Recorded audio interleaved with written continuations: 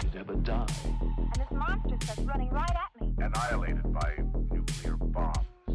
Beast is not dead. I put 4 bullets into him. Oh, you're crazy. But I saw that monster too. All I want is for someone to believe me. Contaminated. Face. It's horrible. Looked like it would scare you to death. All right, let's get to work.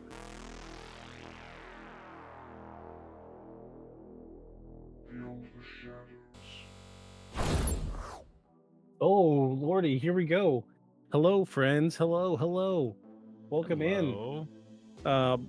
Welcome. This is episode 5 of season 2. Already episode 5. Jeez. Season 2. Season Season 2. 2. Season 2. Never thought we'd get past. Honestly, never thought we'd get past season 1. But I would have kept doing it by myself. It's fine. No, I'm down. I told you, I figured it'd be like 3 years before we saw any kind of like, results worth mentioning of as far as anybody listened to it. So let's just make it, and then the rest is just whatever. Yeah, Nobody wants to listen to it. Great. My long-term plan is eventually I'm not going to be streaming in the office here. I would like to set up a nice space in the living room downstairs and be like couch format. So it's funny you should mention that, because this is like super cramped right here. Yeah. With Paul and I, and while it looks super cool with the shelving and all that, it's pretty cramped. So that's my plan. Actually, my plan is to do the couch format, and my problem is where the camera is kind of like I got to bring it down right in front of the screen so it looks like I'm looking at you, right? Instead of like, we're down here or something the whole time. So what I'm gonna do is, you don't want the camera right in front of you. no, but I mean, what everything is this? but you know what I mean. You want to be looking like I'm looking like right here, right, like just past it. So it looks good. But what I'm gonna do is ditch the screens, because the screens are really supposed to be for a different setup altogether. And I have a projector, and there's a big white wall. Yeah. And I'm gonna project. I'm just gonna have a coffee table, a love seat, and the mics, all the mic cords running from behind it, because my husband likes to step on the cords, and and they'll just stay in their place, and it'll be the couch and the coffee table, and then the projector on the wall, and then the thinger here will just be sitting on the coffee table, looking at us. Yeah, I think there's what's that? I haven't looked at any of the other lenses on the GoPro thing. For you, I know for mine at least, using it as a webcam, I can't change anything. It just is what it is. Yeah, when I right-click the GoPro icon in my system tray, it actually says lens mode, and I can change it. Oh, really? Yeah. What now? So go to your system tray. You see your GoPro icon? Right-click it. Oh. Do you have lens mode? Changing. He's changing it. Hey, I'm not a bubble. I'm not all. That's why I change mine every week. Yeah. Because if I'm normal, you see like my wife's half of the office from here over. That's normal, I guess. So if I do, my lens mode is narrow. If I do narrow, you just see what's here in the corner of my office. So I'm curious. Super view. Yeah. Oh, dang. It's everything. Is that super view? Yeah, it's super view. You said you're narrow? Yeah. I stay narrow. I stay narrow. Oh, hey. That looks dope. Look Just at gotta that. Just gotta remember to change it when Paul. Yeah. Whenever Paul's done, jumps in, we'll change it. That's great. That's way better, because I was having to like bring it so close to me just to like not be like my head this big on the screen. That's great, dude. Yeah, we'll go with that for now. That's cool. Yeah. Now you need is a second camera. You can run multiple cameras. Can you run multiple GoPros out of a single computer? And it'll let you use, because it's the Discord app, right? I can't run 2 instances of Discord. I'd have to have a separate computer. You would need Yeah, if Paul set up his own, he could have his own camera, Yeah, and then we could do a 4 screen instead of a 3. that'd be Just all saying, right. they No, could that'd be be a good. nice close up of your big old Linnaeus. It'll be your big old snoot there. Anyway, No, we're but dreaming, this seems dreaming. this with the mic. This seems more personable. This is Yeah, that's this why is good. I like this. my whole setup is around this camera angle. Okay, yeah, I dig that. I can even. Oh, look at us adjusting on the fly. This is what makes you a good content creator. Being Look at able to change on the fly. Hello everyone. Welcome into Oh. my comfortable space. And look, we That was even good. if the dog were back there under the desk like he usually is, we'd be able Yeah, to see you'd him. see him. Yeah. Yeah, people love seeing puppies. Mm-hmm. All right, so well, I've got a small update. We got our soundboard working. We've been talking about it for a month. It took me, I think I started working on it at noon today, and it's currently 5 p.m. my time. So got it working. Fortunately, Aeon popped into the Discord a little early today, and we were able to suss out a couple issues with the sound, and we got it going, and we've got some great stuff going now. Yep. That's right. Oh wait, yeah, that sound didn't register in the stream because I didn't have the audio source in this one. Hold please. We almost got it worked out. Almost. We're like 80%. We're 80%. Well, we're like 99%. I just didn't add it into this. Let's try that one more time. There you go. You got it that time. No, I had a boss that We that hear always, I had a boss that always liked to be over my shoulder on projects, and I just got to where like whenever he'd come and ask me where I'm at, just no matter what, I always just said I'm 80% there. You just started 80%. I'm 80%. 80%. Or I would have been on it for like 2 weeks and it's giving me trouble. Man, I'm 80%, dude. We're like right there, like right there. So yeah, we got the soundboard going. We got, let's see, we did have like 4 or 5 sounds. Now we're up to 2, 4, 6, 8, 10 individual sounds. And some are even good. And yes, some of them are pretty good. Some are pretty good. Okay, so if you've been watching, listening, whatever, you know that lately we've been doing What Shirt Are You Wearing Today? So I played around a little bit of AI stuff today, and I got us a jingle made for the wet t-shirt, or wet, not wet. What t-shirt are you wearing? What shirt are you wearing? So the preface, this new intro segment of the show, I will play our new jingle.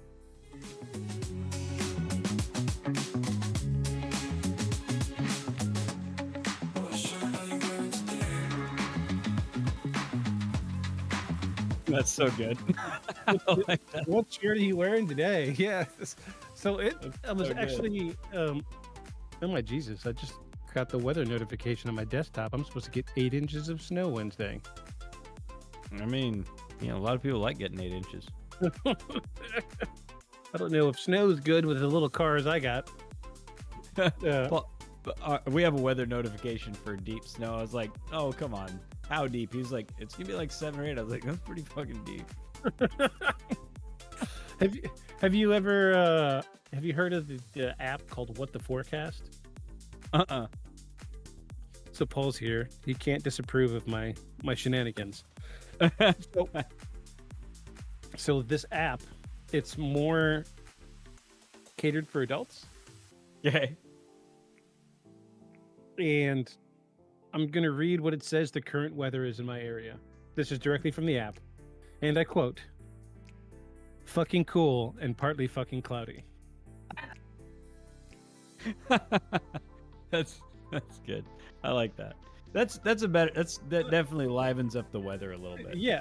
So I refreshed. It says it's pretty nice outside. Get the fuck outside and take on the world. Yeah. Or Just- it's raining and it says get a coat, stupid.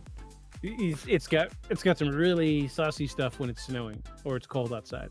Really? Yeah, lots of anatomical suggestions about Jack Frost. We'll just say that. We'll say that. But I can it's pretty imagine. good. It's pretty good. It's really good. My wife turned me onto it. She uses it daily, and I'm just like, that's good. I'm gonna go ahead and get that. It's free. Go out and get it. Have some fun with your weather. You got to look at it anyway. So Gotta be adults and know what's going on. I'm gonna hit this 12 more seconds.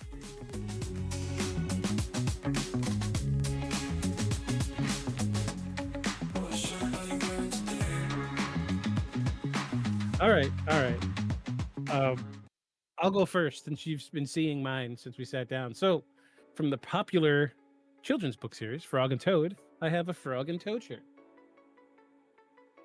Nice, just like the cover. And it says, "Dear Toad, I am glad that you are my best friend. Your best friend, Frog." The wife picked this one tonight. So, Oh, Frog and Toad, everybody. We don't have the clap sound effect anymore. no. But so let's see it. You've been zipped up this whole time. I don't know what you're wearing.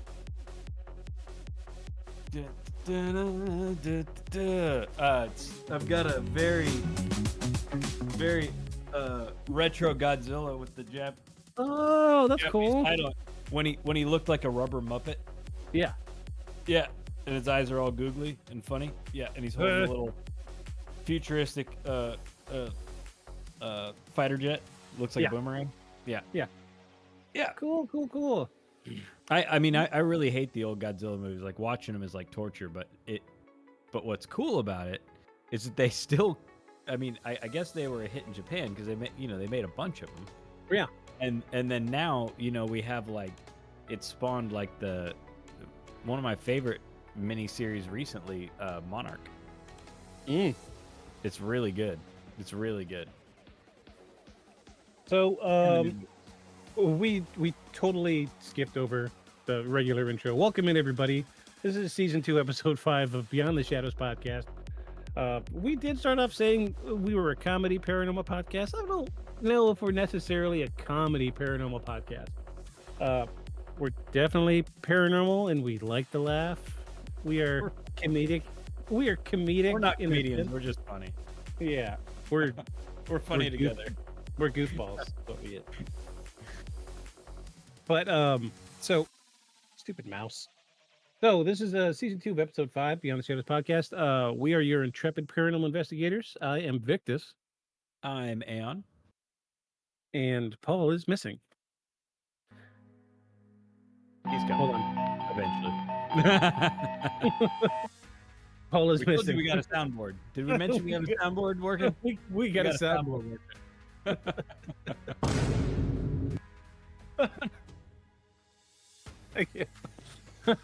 I picked that one special for that gesture. Hand gestures, everybody. Hand gestures. Hand gestures. They're back. Yeah. Hand gestures. Season 2, the season of hand gestures. So Paul will be here later. Yes. Okay. What he Good says. deal. What he says. What he says. If not, we'll survive. So, we're going a little off the beaten path. I know last week we said that we were going to do ghosts. However, Ghosts. I don't have an audio clip of somebody going, ghosts. Yeah, right. Like we do Alien. I got that one. So we said we were going to do ghosts. I started researching, and while I was researching, I was able to put together enough research for 3 dang lip slapping episodes. And I gave Aeon here the choice of the 3, and he ultimately gave the choice back to me. So we went with what I wanted to do, which is the mysterious death of Elisa Lam. So this is a harken back to our season 1, episode 1, where our first episode was actually a true crime episode, but it was spooky in nature, and this is the same way. It's also technically classified as true crime, but there's some weird stuff going on. It's only classified as true crime because, they don't want to admit the truth. I want to, while you're talking about them not wanting to admit the truth, they don't want to believe. I think there's pictures. Oh, yes. Oh, yes. Wait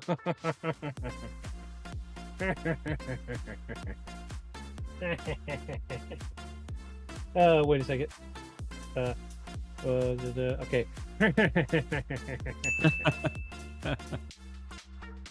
Thank you. So there's pictures. We have some official. We ought to get a Mario coin too. I like that one. I'm Mario not sure coin? what for yet. Yeah, the That's the jump, and then I can do. that's yeah. I can do the pipe sound too. Let me see if I can do it with the mic picking up. Yeah, I did a little bit. A little bit. It's Yeah. Yeah, it's a muffled sound, so I don't think the mic was going to pick it up. If you were here, you'd have been like, "Oh, that's exact." Yeah. So, you did mention details about another true crime case that was a little weird. Like you talked about a guy who disappeared and then showed up in an air conditioning duct. Yeah, so I hate to reference it since I can't like remember enough of it to be able to even search it, but yeah, it was like a guy went into an elevator and then he was just gone, and then he was like tangled up in a duct or somewhere in the building. You know, this might be that case. Is this that case? Okay. It might be. You just might have some of the details mixed up. I mean, that's very possible. Because this person was in an elevator, and they disappeared, and they ended up on the roof, but not in an air duct. Okay, so this is probably that. I doubt if there's a whole lot of those. Yeah, it seemed a little narrow. Yeah. Yeah. I don't think there's a lot of this going on. So, I guess we'll just, I need to plug in the. Hold on, I need to plug in the tablet because it's already starting to die. Oh, these sounds being used. And the screen being on. Yes, constantly on. None of my devices turn off ever unless I want them to turn off. Oh, cool! You got my little charging sound. Did you hear it? Hello. No. Hello. Because it's a full audio. It's a full audio source now. It's through the mixer now, so you get to hear everything. Let's hope I don't get any emails. So, yeah. So this is a little bit outside of our normal comfort zone, but I'm going to do my best to make this as engaging as possible. I'm going to give you a little background on what happened as a preface, but the real mystery comes towards the end of the case. And if we get through this too fast, well, we've got two other things we can talk about. So true. Just to get and we have a huge backlog of fun stuff that's normally for rapid fire, but we're getting behind. Oh no, it's just stocking it up. That's all it is. We'll get through it eventually. It is that. All right, so we are from this point forward calling this the mysterious case of Elisa Lam. Elisa, E-Lisa, E-L-I-S-A-L-A-M. Not to be confused with Elisa A space L-A-S-A, Lisa space L-A-M-B, Lamba. Not Lisa Lamba, but Elisa Lam. With no B. Lama, not Lamba. All right, so bear with me, folks. Here we go. I'm gonna put on my true crime podcaster voice. This one's for you, Ashley Flowers. I say that she's actually covered this, so it makes me sad. It makes me sad because I really liked. She did so she started off with Crime Junkie. Oh yeah, and she did the paranormal one for a bit. She did like a season and a half of paranormal with Ashley Flowers, or supernatural with Ashley Flowers, and it was great. Ashley Flowers is phenomenal. I love her writers. If she's not the writer, her writers are amazing. They very linear. Her audio is excellent. I'm a stickler for audio. That's why the most expensive piece of equipment in my studio is this stupid microphone. Same. And well, this computer in front of me. But Well, yeah, but we use those for other things. yeah. So The mic only gets used for the show. right. So Ashley Flowers really checks the podcast box for me. She does a really, really good job. Excellent production. One day we will be up there. One day we'll get subscribers and people will donate and want to throw money at us so we can produce better quality stuff. But she did like a season and a half of this show called Supernatural with Ashley Flowers, and it was great. And she talked about stuff like this, the case of Elisa Lam. And so when I quit working at Walmart before I got to the place I'm at now, from the time I quit Walmart to the time up to like 2 weeks ago, I was like 6 months behind on my podcast. So all I've been doing for the last 2 weeks is catching up my podcast. And I was like, oh, well, let me see if Supernatural with Ashley Flowers has some new episodes. Well, I bring it up. Can't find it anymore. But she has a show in its place called So Supernatural with two random ladies. I don't know who they are. And all Ashley Flowers does is the intro. And then the two ladies, I don't know who they are, do the rest. And I'm like, why? So they're just borrowing her name. Yeah, like she records the intro and then these two ladies do the rest. It makes me sad, but I get it. She's stretched in. She does a lot of philanthropic work. So, does she? Oh yeah, lots and I lots didn't and know lots. that. That makes sense. And honestly, her shows have a lot of time in them. Tons. They have a lot of research, phone calls, interviews. Yeah, several full-time release records. It's several full-time investigative journalists. Yeah, it's a lot. Their shows are dense. One of her investigative journalists is so thorough and in-depth, they made an entire podcast off of one episode. Really? Yes. Oh, off of what it took to research it? Yeah, and then as a result, now she has a whole bunch of podcasts just like Ashley Flowers does, and they're all excellent. She's a reporter. They're excellent. Wonderful information, straight, concise, to the point. Good audio mixing, nice sound effects and stuff. That was the plan for this one, was to have like live sound effects. And like he was walking down a hall looking for the shadowy figure that followed him, and then like footsteps of somebody walking down a hallway. That was the plan, but it's so hard to do that live. Yeah, all the radio shows and podcasts that have like like a lot of poignant audio, it's post-production. I mean, yeah, and I do not have the time to do that in post. Yeah, I mean, think about Snap Judgment. They got to turn it around in a week. Oh my gosh! I mean, I think they're working on several at a time. You know, have you heard it? Have you heard it live? No. Phenomenal. Phenomenal. Full live band.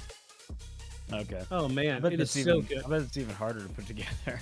Oh yeah, I'm a purist. Okay, so I grew up listening to the radio. Yeah. Talk shows on the radio, and one of the shows that I listened to as a kid was called A Prairie Home Companion. Same. Yep. And they had a sound effects guy that was so good. So what do they call that? What do they call that? Oh, I don't remember. Anyway, yeah. Yeah, I forget his name. He had shoes on the table and stuff for I gotta give him a shout out. Let me see. And creaky door. He had creaky hinges to turn. He had a whole setup. Because when they do the Guy Noir thing, I love the Guy Noir. He had a bunch of stuff in the Guy Noir segment. Fred Newman, now it's his name. Yeah.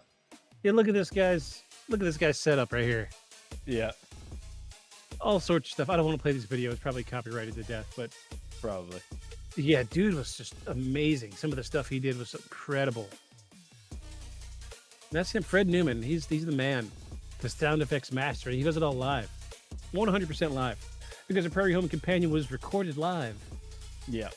What was it, in Minnesota? No. Yep. Wisconsin? Oh, I don't remember. One of those two. Yeah, I think it's Minnesota. No, Lake Wobegon takes place in Minnesota. The stories that he tells. Yeah, but I don't think that they're actually. It's Lake Wobegon. I forgot. Yeah, Lake Wobegon. Yeah, I miss it. That was one of the biggest tragedies of my life, was losing a Prairie Home Companion. So, well, and then, what's his name also did all the singing. Like, yeah, for all the like fake commercials because it's on Yeah. NPR, but they wanted to make it sound like it had old timey commercials. What was that? Buttermilk biscuits. That was yeah, brought to you by Buttermilk Biscuits. Yeah. You know they're fresh because there's grease stains on the paper bag. Yeah. Yeah. I wonder, can we reach out and can we play that audio? You think we could get away with that? Run a fake ad for buttermilk biscuits in the middle of the podcast? I don't know. I mean, I assume it's. I mean, they? I think it's syndicated and they still run episodes. If your local NPR station chooses to pay to have that show, have the syndicated version of that show. Kind of like you know, not everywhere. You can't hear Snap Judgment on every NPR everywhere. It's just ones that they've syndicated to. Oh, wow. No, there's nothing comes up. Wow. Bojangles, KFC, Pillsbury. I may be sending an email this week. I mean, it wasn't a real company. That's no. That's I was just making sure like somebody didn't like, oh, that's a wonderful idea. But so Chris Steele was the singer and mandolin player for a group called Nickel Creek. Mm-hmm. And he first came on to a Prairie Home Companion in the late 90s. Mm-hmm. And when the host, oh my Lord, what is the host's name of Prairie Home Companion? Garrison Keillor. Garrison Keillor. When Garrison Keillor retired, he handed the reins off to Chris Steele. Mm-hmm. Well, Chris Steele took it over, did good for a season, and then they completely rebranded. So they stopped calling it a Prairie Home Companion, and they started calling it Live From Here. They did most of the same things, but it was a little more music-oriented. It was a little more about folk music. And cut some things out. The Lake Wobegon stuff was gone. The Buttermilk Biscuits ads were gone, but it was still the full cast from a Prairie Home Companion. Well, yeah, but Garrison Keillor wrote all those stories. Yeah, like so, they were just stories that he. I mean, some of them may have been based on his actual childhood, but predominantly he just made the stuff up. Yeah, and a lot of it was just waxing off the top of his head. Yeah, it was just probably the longest running serial in history. 60s. It came out in the 60s. Yeah. Probably the longest running serial storyline in history. I think he was 19 or 20 when his first episode aired, and he retired in his 80s. Yeah. So, do the math. Dude was phenomenal. A Prairie Home Companion. It's wholesome stuff, folks. You can listen to it with your entire family. Go check it out. It'll do your heart a world of good.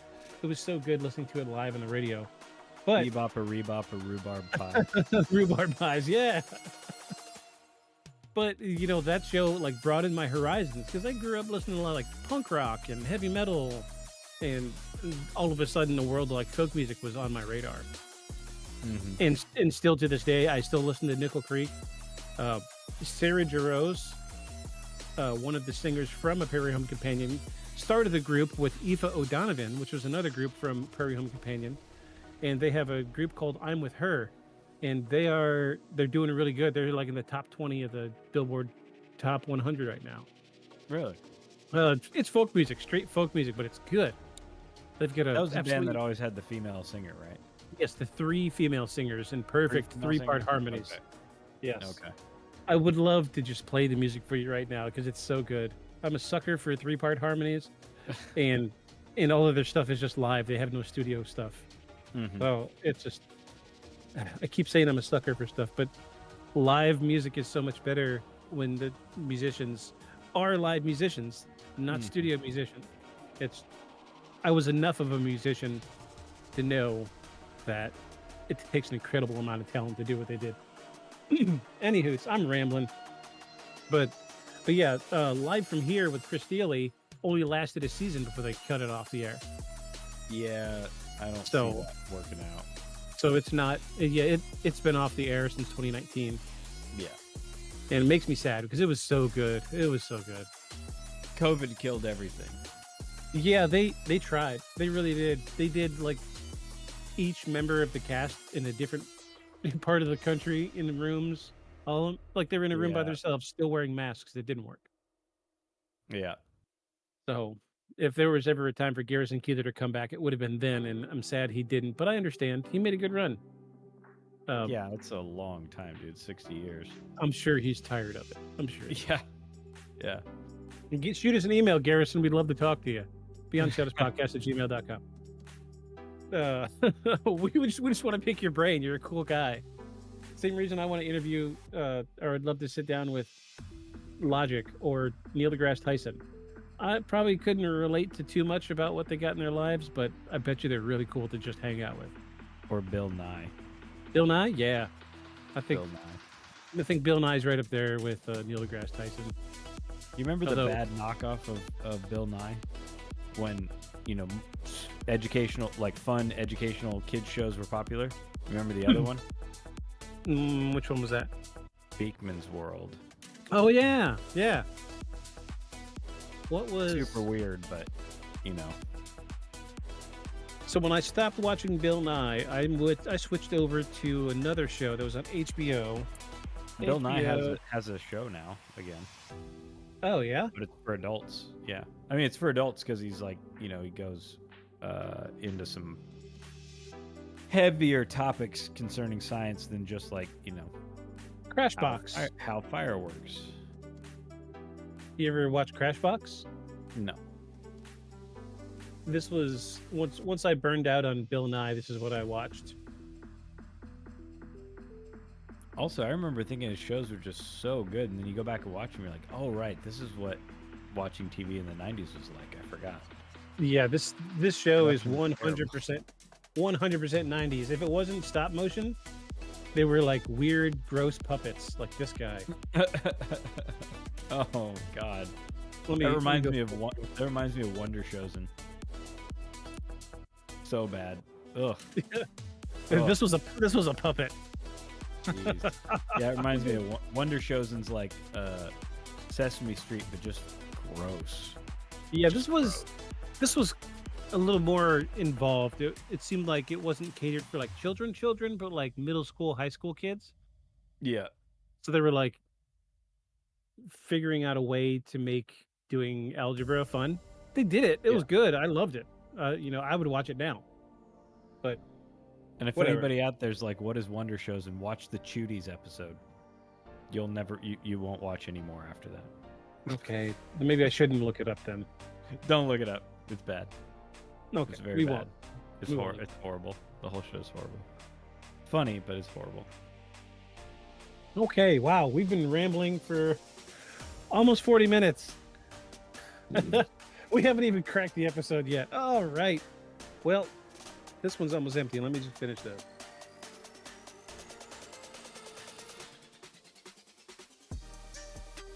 Orange juice.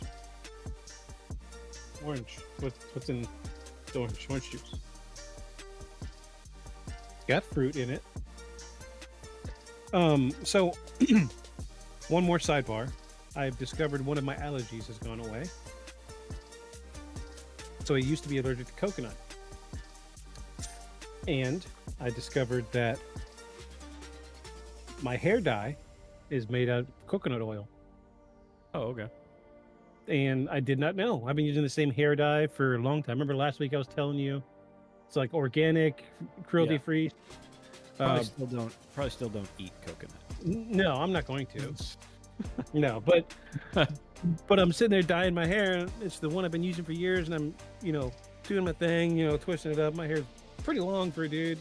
Twist it up, get ready to clip it, and I'm looking down and I see it says coconut oil based. I'm like,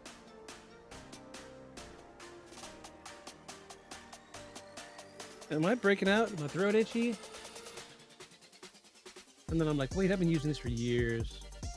I haven't eaten coconut in 15 years. Yeah, I'd skip 20 years. So I can't eat coconut. Yeah, It's fine. My whole stomach rebels. Oh, yeah.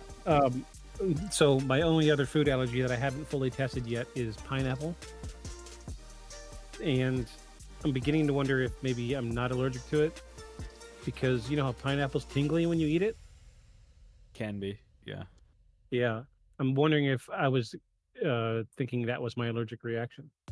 I'm not allergic to it. I just think it's gross. Do you know why it's tingly? Because of the enzymes that are dissolving tissue. No, wait till you see this. I'm gonna. How do you spell Because it's made out of gross juice and fiberglass. This is pineapple under a microscope. Oh, okay. So it's just. Oh, hey, that explains why that pineapple in a can we used to eat looked basically like that. So when it's tingly, it's these needles inside the fibers of the fruit stabbing the inside of your mouth. Wonderful. I don't think. See, that just reinforces it. I don't think pineapple is food. I don't think it actually qualifies as food. Yeah, it's wild, man. It's just freaking needles, needle fruit, from this day forward. Now, when you see a pineapple, you're to think needle fruit. You're welcome.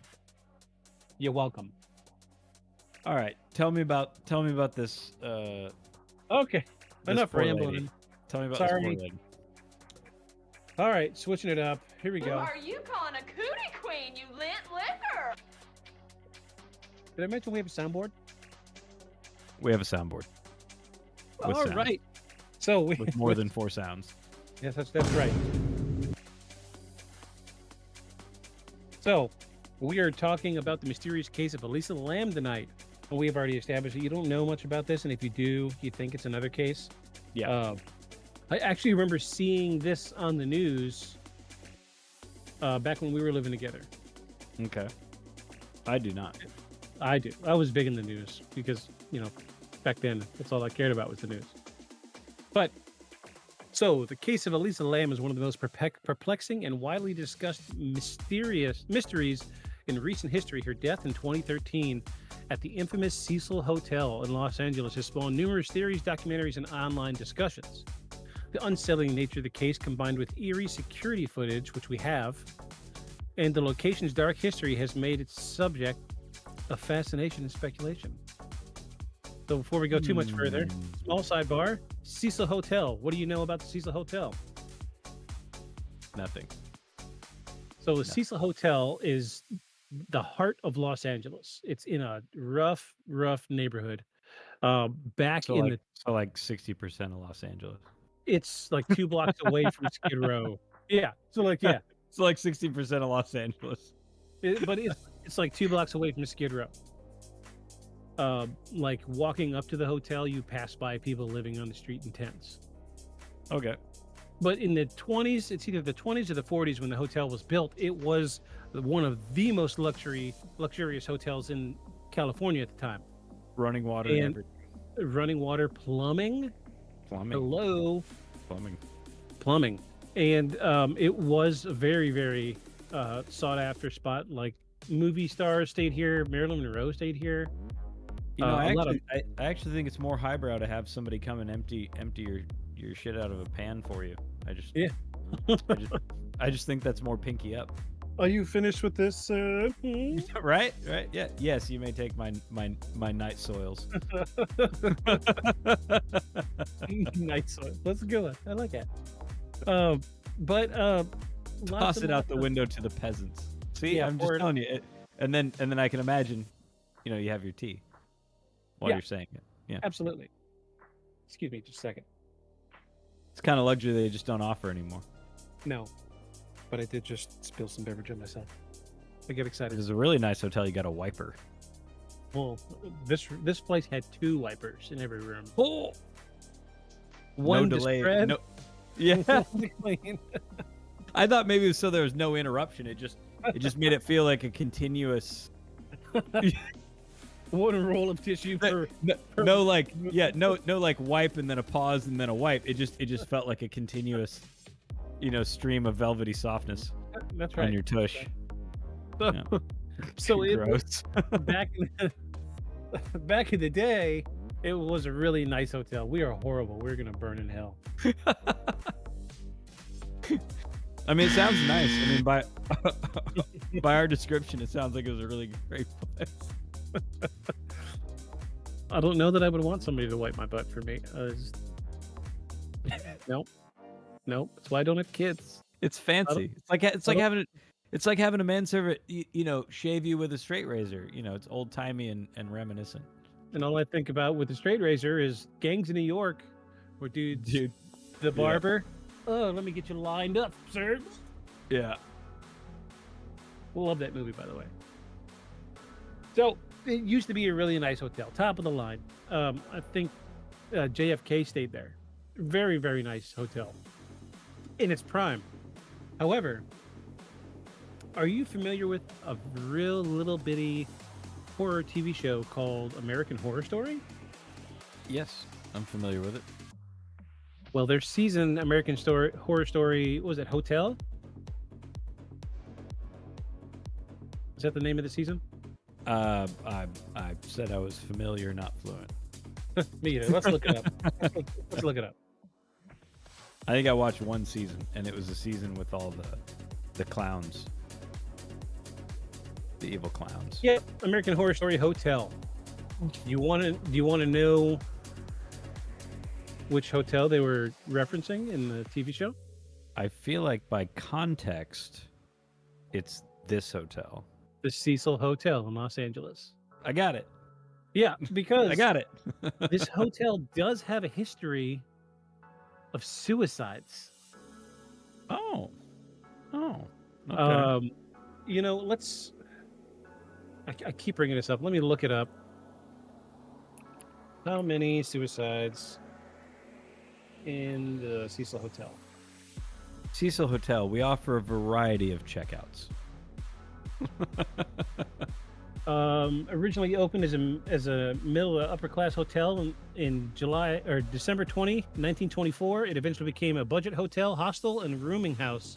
Ooh. Its reputation is due to at least 16 sudden or unexplained deaths that have occurred in or around the hotel. Ooh. Yeah, that'll turn your customer base a little bit. And I think like 3/4 of the suicides were all in the same room. Oh. Also, by the time you turn it into a boarding house and like start renting rooms by the hour, I mean,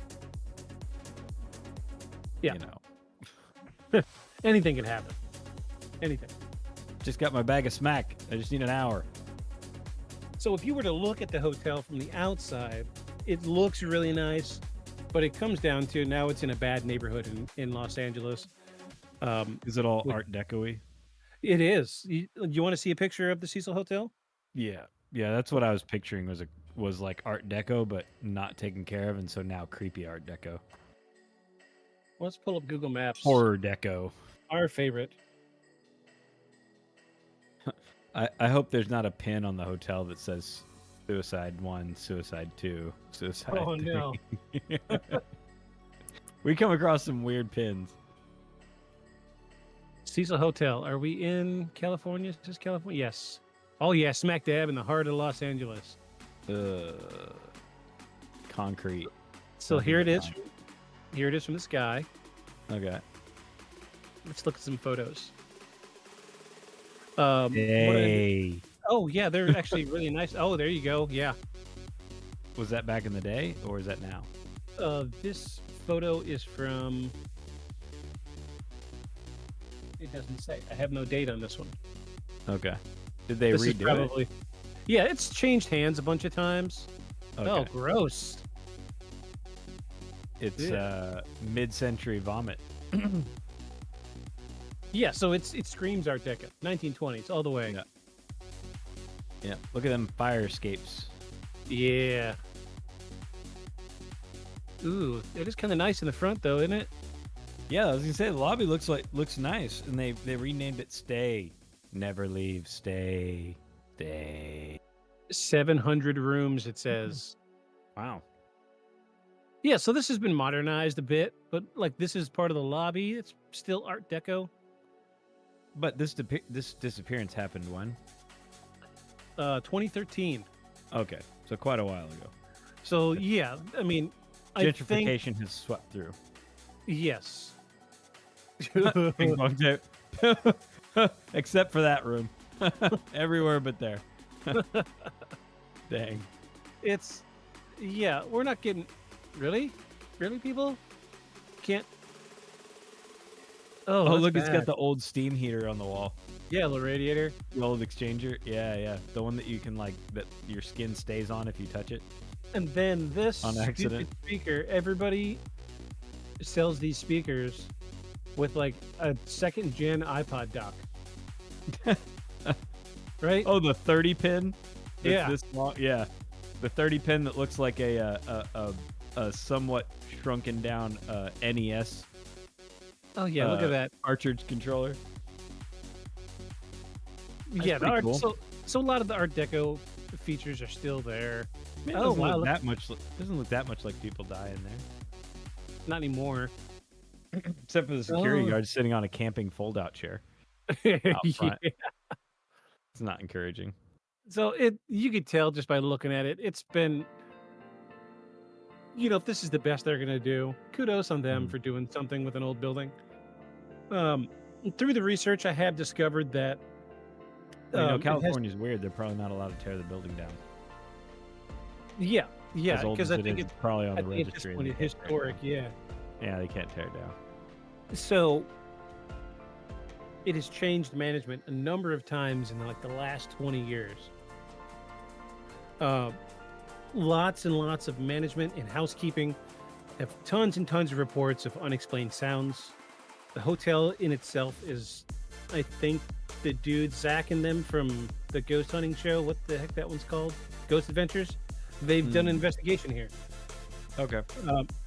Because there's an overwhelming number of suicides here. I think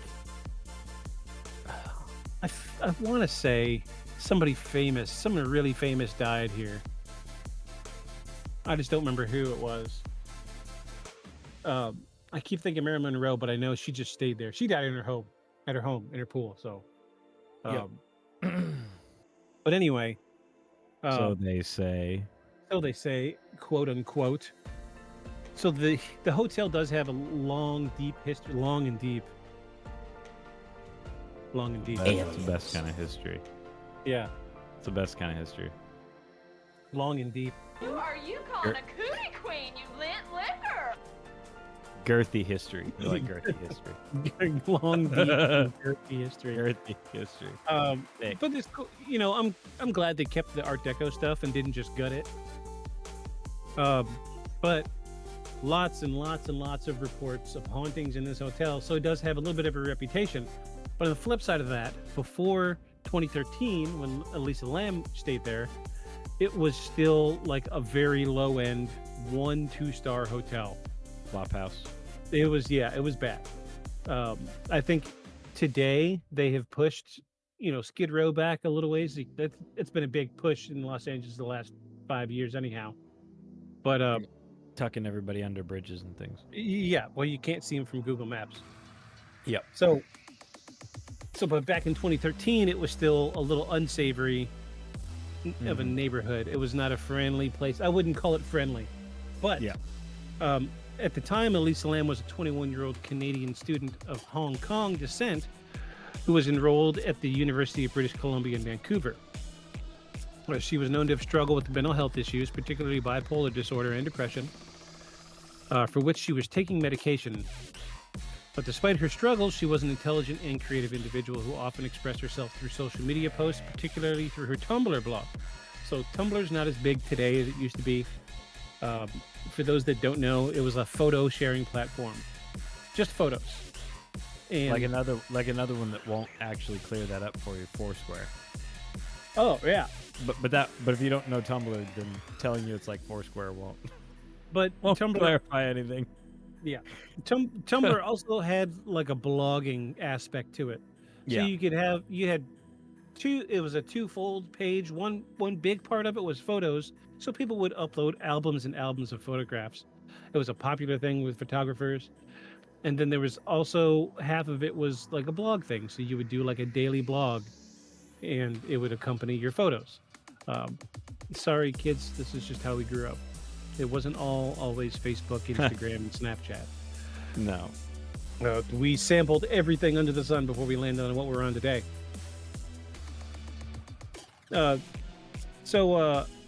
Before checking into the Cecil Hotel, Elisa Lam had embarked on a solo trip to California, which she referred to as her West Coast tour. She traveled from her home in Vancouver, Canada, and made several stops along the way in cities before arriving in Los Angeles. Her journey included a visit to San Diego, where she went to the San Diego Zoo, shared her experiences on Tumblr. She appeared to be enjoying her trip, documenting her travels on her Tumblr blog, where she often posted inspirational quotes, personal reflections, and images. I'm giving more background than normal because this is a tragic death, and we do kind of do the funny thing, but I don't want to oversight the fact that this girl did die under mysterious circumstances, and in my opinion, not by her own hands. So we want to do justice by her. You saying that she posted inspirational quotes and stuff on there makes me think of that Bo Burnham song, "White Woman's Instagram." Oh, I don't know that. You should just watch the whole. So Bo Burnham normally does these big, elaborate, like choreographed comedy shows because he plays piano, he sings, he has a band, he's got like crazy lighting and all this stuff. He normally does a lot of stuff live. Well, during COVID, you know, he couldn't, so he bought all that same equipment and shoved it into a heat cave out in the backyard. Like it was like a one-room apartment thing in the backyard. Yeah. And he programmed it all himself, and he wrote all these songs. And dude, the accompanying videos for him, especially once you realize he filmed it all in one room, the White Woman's Instagram is funny. But the whole special is called Inside, because that's where he was the whole time. COVID was wild, man. Absolutely white woman, a white woman's Instagram. White woman. Yeah, anyway. if you want to come on the podcast, Bo, holler at us. We got you. Yeah, you're a funny dude. You're a funny dude. We'll take anybody, honestly. Yeah. You know, if you're willing to. And we are listed as adults, so his jokes will be fine. Some of them are kind of rough. Yeah, we'll be okay. Some of them are kind of rough. If you want to. There's one about Jeff Bezos too. Oh yes, I know that one. Yeah, lots and lots of memes about that one. Yeah. So throughout her journey, she relied. What I'm saying. Sorry. Off track. Yeah. So just want to be respectful of Elisa Lam. She did die under mysterious circumstances. I'm giving you more background on her to be respectful to her and her family, because it's the right thing to do, people. So throughout her journey, she relied on public transportation and stayed in budget accommodations, indicating that she was traveling frugally. There were no reported incidents of distress or unusual behavior before she reached the Cecil Hotel. However, her Tumblr post suggested she was experiencing emotional ups and downs, which could have been linked to her struggles with mental health, which I get it. I do have bipolar disorder. I have good days. I have bad days. The last few years, more good than bad, but I get it. And, you know, bipolar disorder is tough. And if she was on any of the medication that I've been on before for BPD, it is not fun. It's not good. I don't medicate personally because I've learned to manage my symptoms. But being on it, you are a zombie. It's, you know, I've never taken Thorazine, but I feel like that's what Thorazine was like. Probably similar. Same with lithium. Yeah, it's just same single. You don't have a brainwave like a normal person. Your brainwave patterns is a straight line. You're just when you're you have no emotion. So she probably, if I had to guess, I'd say she was probably like, I'm having so much fun, I don't want to take my medication, I don't need it. But then she would have a bad day, then medicate, then pick back up, which is what I did. And if you're a creative, being on those medications, you know, I always call, you know, for creatives who are, you know, so I in the past have struggled with depression. Oh, we just got raided, friend. Oh, did we? Oh, we got raided. Hef raided us with a party of 9. Holy nuts. I didn't hear. Hello. Whoa. Hello, Raiders. Oh. Welcome. Soya. Welcome to our silliness. Hello, friend. Hello. Sorry. Yeah, I don't know why I didn't hear the notification. Well, you'll have to read the chat because I can't see it. Yeah, it just says Hefner raided with a party of 9. Dang.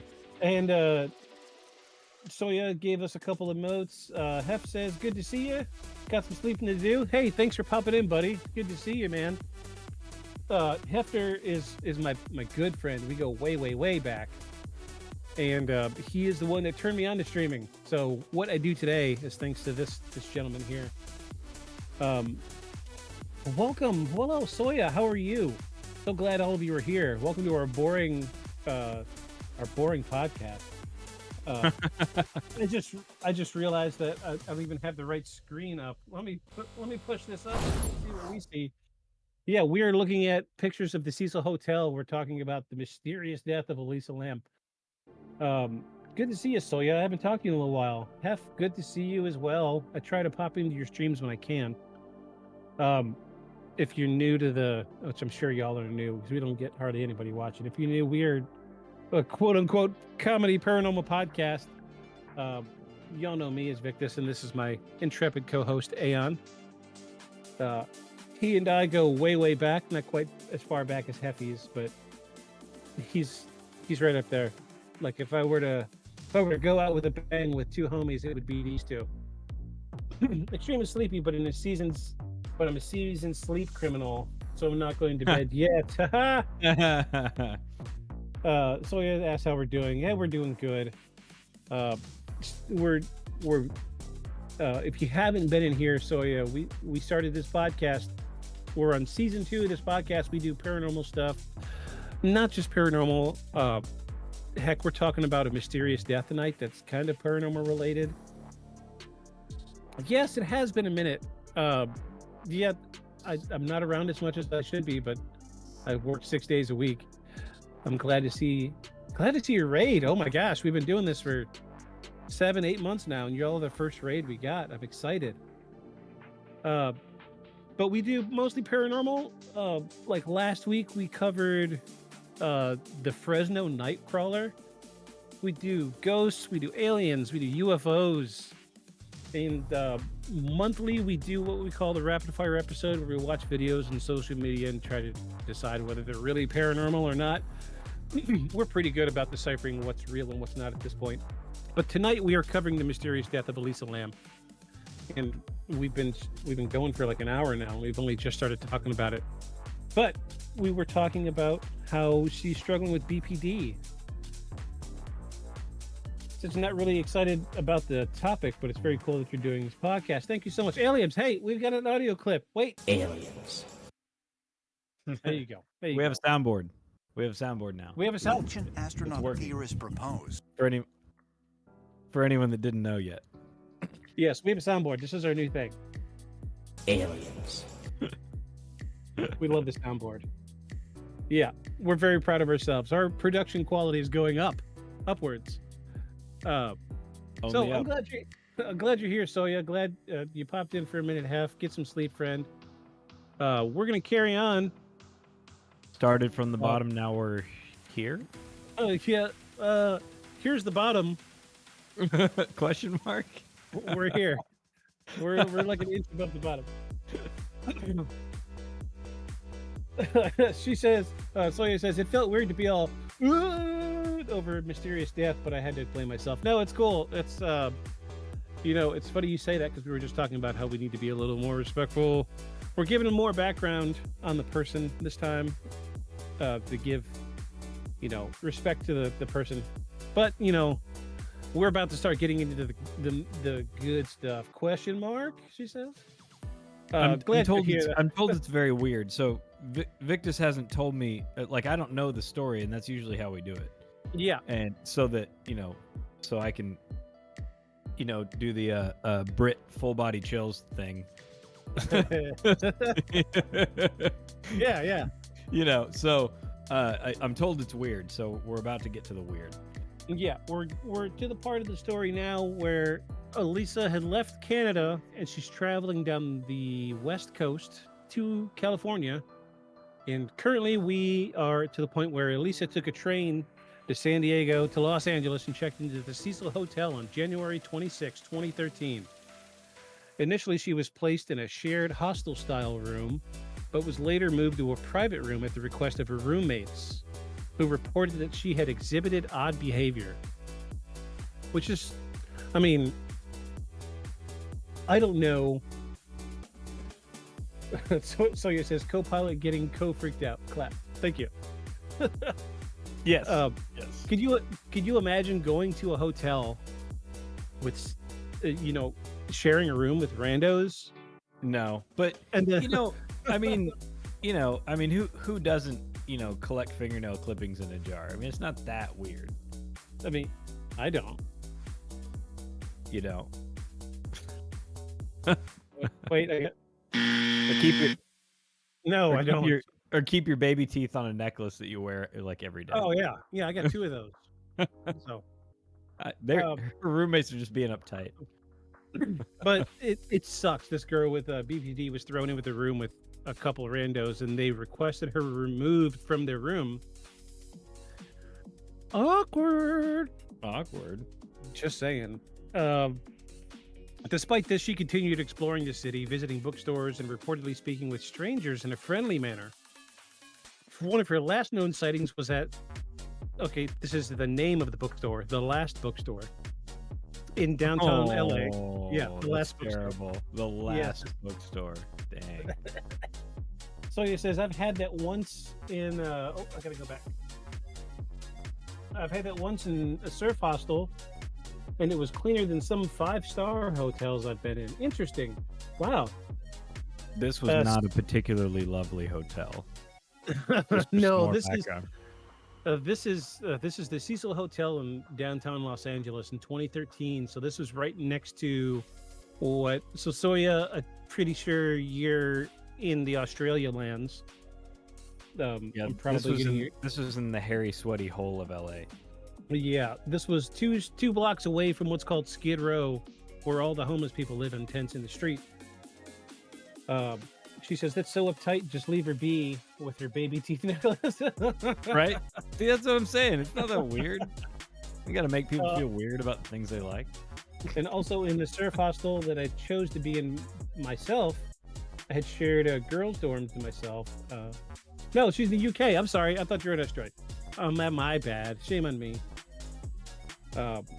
Yeah, I forget. It's been so long since I've heard your voice. I just know that you had an accent that wasn't American. Shame on me. So you get this. This is for you. Who are you calling a cootie queen, you lint liquor? There you go. So yeah, she's in a not friendly part of downtown LA. And talking to strangers in downtown Los Angeles in 2013 was not a great idea. Oh, since she knows a Skid Row, I played one. I played one of the singing winos in Little Shop of Horrors. Yeah, you get it. Yeah, you get it. Kudos. I was just talking about Little Shop of Horrors the other day. I need to get. My wife hasn't seen not Little Shop of Horrors. She hasn't seen Rocky Horror Picture Show. Oh, really? I was like, you need to see it, but I'm waiting. Are you gonna get some squirt guns and toast? Well, that's the thing is I told her, I was like, the movie's good. Tim Curry's amazing, but there's a little better. Yeah, there's a little like 50-seater movie theater here in town, and once in the last year they did a live viewing of the Rocky Horror Picture Show, and I was like, when they do it again, we're gonna go, and your mind will be blown. I guarantee you. Nothing like a live, or nothing like a midnight viewing live in the theater of Rocky Horror Picture Show. Yes, Soya says, OMFG, I love the guy who wrote it. He's a national fucking treasure. Yes, absolutely. Yep. Wonderful. Anybody that can build that type of following off of a single. Was Rocky Horror a play before it was a movie? I don't know. The movie's written like a play. Yeah. Yeah. Anyway, but yeah, Rocky Horror, Little Shop of Horrors, heartstrings, tugging at them.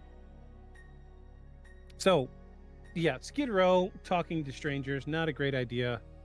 Her activities before arriving at the hotel suggested she was following a planned itinerary, maintaining a sense of normalcy. However, once at the Cecil Hotel, things took a strange and tragic turn. Soya says, and of course, Tim Curry in drag is just chef's kiss, even though I haven't seen him in the film, seen the film myself. No, yeah, you got it. You should go see it. You should absolutely see it. Absolutely. It's phenomenal. So now we're getting to the disappearance and discovery So, Lam was last seen on January 31st, 2013. She had been in contact with the family daily, and when they did not hear from her, they grew concerned after she failed to check out of the hotel, as planned. Her parents contacted the Los Angeles Police Department, who launched an investigation. The case took a bizarre turn when the LAPD released security footage from the hotel's elevator on February 13, 2013. So I'm going to read the description of the what they have here, and then I want to show you. We have the actual security footage from the hotel. Oh, that'll be good.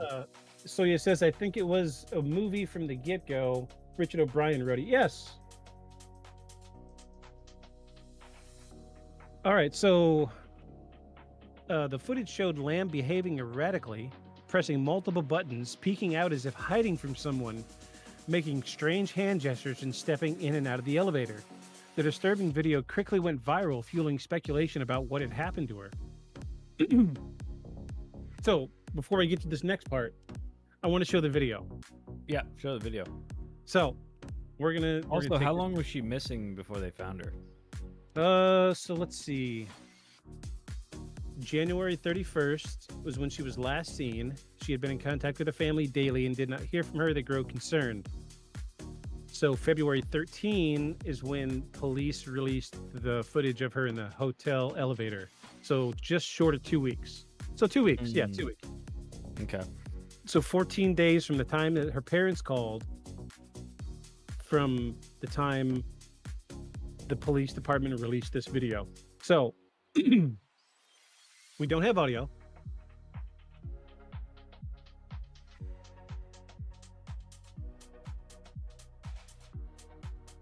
But we get this crazy, crazy video as soon as it opens. Come on now. Come on, computer, work with me. Loading. Hello. Hello. There it goes. There you go. Okay, so we're gonna pause this. Okay, we're full screen. I don't think I could zoom in anymore. No audio, so we don't have to worry about that. So this is the actual security camera footage from the hotel. This is the last known sighting of Elisa Lam alive. Alive. Yeah, get ready, Soya. This is wild. So there she is. She's walking into the elevator. Already experiencing, or look, she's doing the little kid thing. I'm gonna go down and press every single button. So look, I see 1, 2, 3, 4, 5, 6 buttons that she just pressed in a row.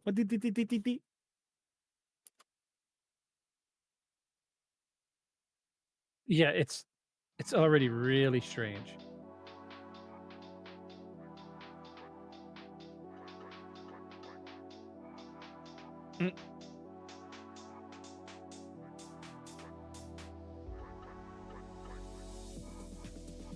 What type of elevator door stays open this long?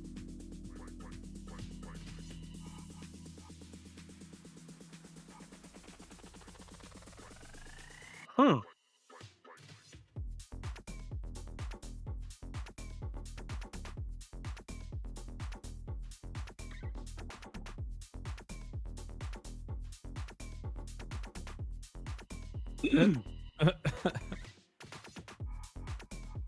This is, yeah. So she had to have, I'm going to pause this. She had to have hit one of the buttons, the emergency stop button. Had to have. Because there's no way this elevator door would have stayed open that long. Mm-hmm. Even with her peeking out the door. Well, would have tried to close and bumped into her at least. Right. Yeah, because it doesn't have like an infrared sensor. No, it's just the loose bumper. Bumper. That's there. Yeah. If you tap it, it goes back. Soya says maybe because she pressed all the buttons, she might have triggered the cheat code to keep it open. What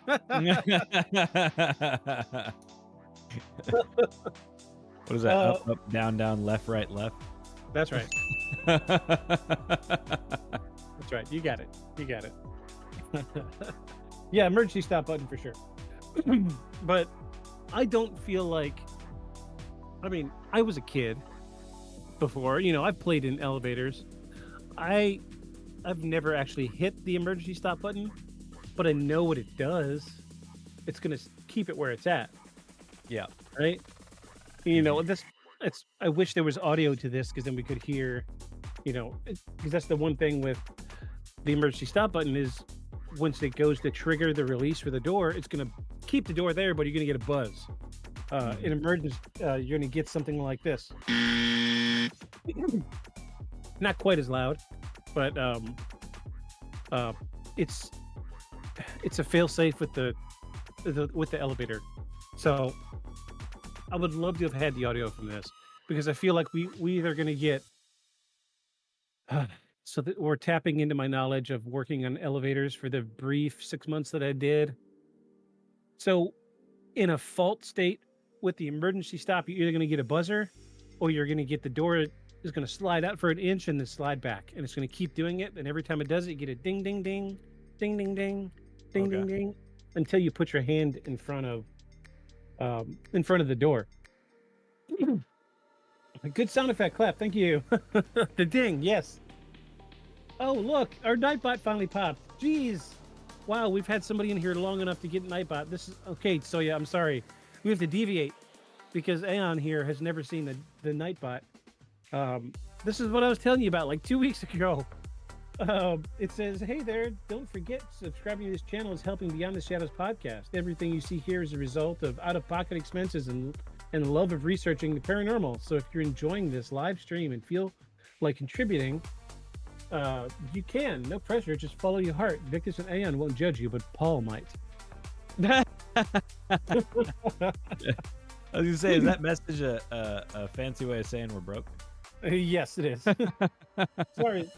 Sorry to deviate there. So yeah, that was the first time Nightbot has popped. Paul might. That's funny. Paul might. Yeah. Usually, Soya, we have a third with us. Paul is our fact checker, and Paul is usually occupying that empty seat next to Aeon there. Paul is a lawyer, so he's not always here with us. But tonight, he's supposed to be here. Air quotes. Yep. I'm very excited to tell Aeon that Nightbot actually does this thing. We're very low viewer content over here. Soya says the way she's moving around and her behavior is sort of giving off mild schizophrenic undertones along with bipolar manic episode. Perhaps. Yes, and I agree. So this was something we talked about a little bit before y'all showed up, that she does have bipolar disorder and depression, and she was medicating for it. And which ties into what we were saying earlier, how her roommates kicked her out. Maybe this is more of that weird behavior that we were seeing, or that they were seeing, that made her, check them facts. That's right. We're going to let you know. We know this is the one thing we do well is fact checking here. But Paul isn't here. He's our super fact checker. If you're with us next week, you'll see the spirit of Paul is with us. Soya is a good egg, Aeon, if you haven't figured it out. So, this might be more behavior, like we were talking about with her bipolar disorder. And, it's like we were saying, maybe she was having a good day or a good couple of days and decided not to medicate. And once she got to the hotel, maybe got a little manic. And then by that point, I see eyes dashing about. Is Paul there? Yes, oh, Paul is here. Paul has arrived. Paul has arrived. Wait, Paul has arrived. We gotta. Paul is here, everyone. Yeah. Soya caught the end of us talking about bipolar disorder. So we have Paul. Paul is here. Here he is. What? Paul's wearing a colored shirt. Hello. Hello. Hello. Welcome. Thank you. So we're gonna bring you up to speed. Okay. First things first, we got our soundboard working. Excellent. So we've got our good ones. Aliens. And a couple new ones. Let me give you one of the new ones. Here you go.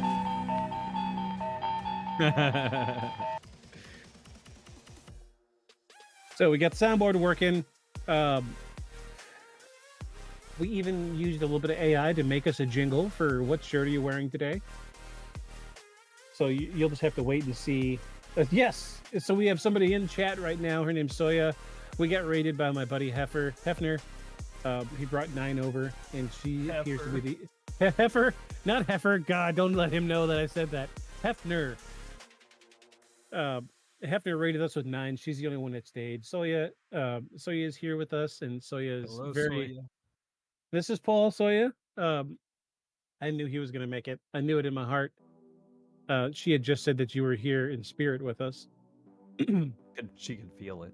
Yeah. Yeah. She says he looks ready to check facts with all caps, and she gives you a clap. Fact. And laughed. He laughed. Yes. So we are covering the mysterious death of Elisa Lam today. Is this at that hotel in Los Angeles? Yes. Okay. I recognize the elevator. Okay. So you. Good. I hope you know some new information about this. It's just weird, unexplained deaths are my thing, and I'm like, my goodness. Oh, we should have been here from the beginning. Well, I say that we talked for almost an hour. Listen, I know this story. But we're only a minute into this CCTV video of the elevator, and we were just picking it apart a little bit when you shut up. We're gonna go ahead and restart it since it's only a minute in. All right. And yeah, so Paul can see the entire majesty. So we will say, we were just talking about this. Elisa Lam, when she first came to this hotel, she was in a shared room with a couple other people, and on the request of management, she was asked to be removed from the room with the shared room. And so they moved her from the shared room into a private room. And then we said January 31st was the last she checked in with her family. Yeah.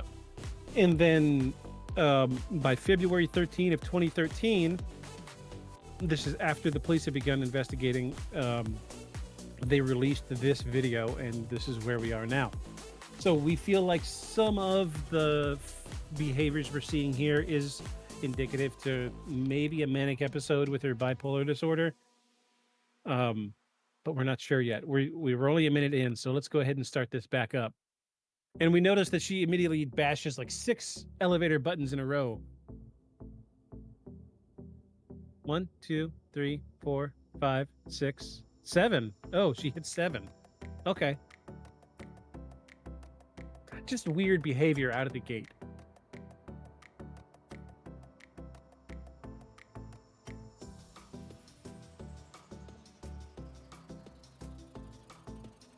It almost reminds me a little bit like a little kid playing in the elevator.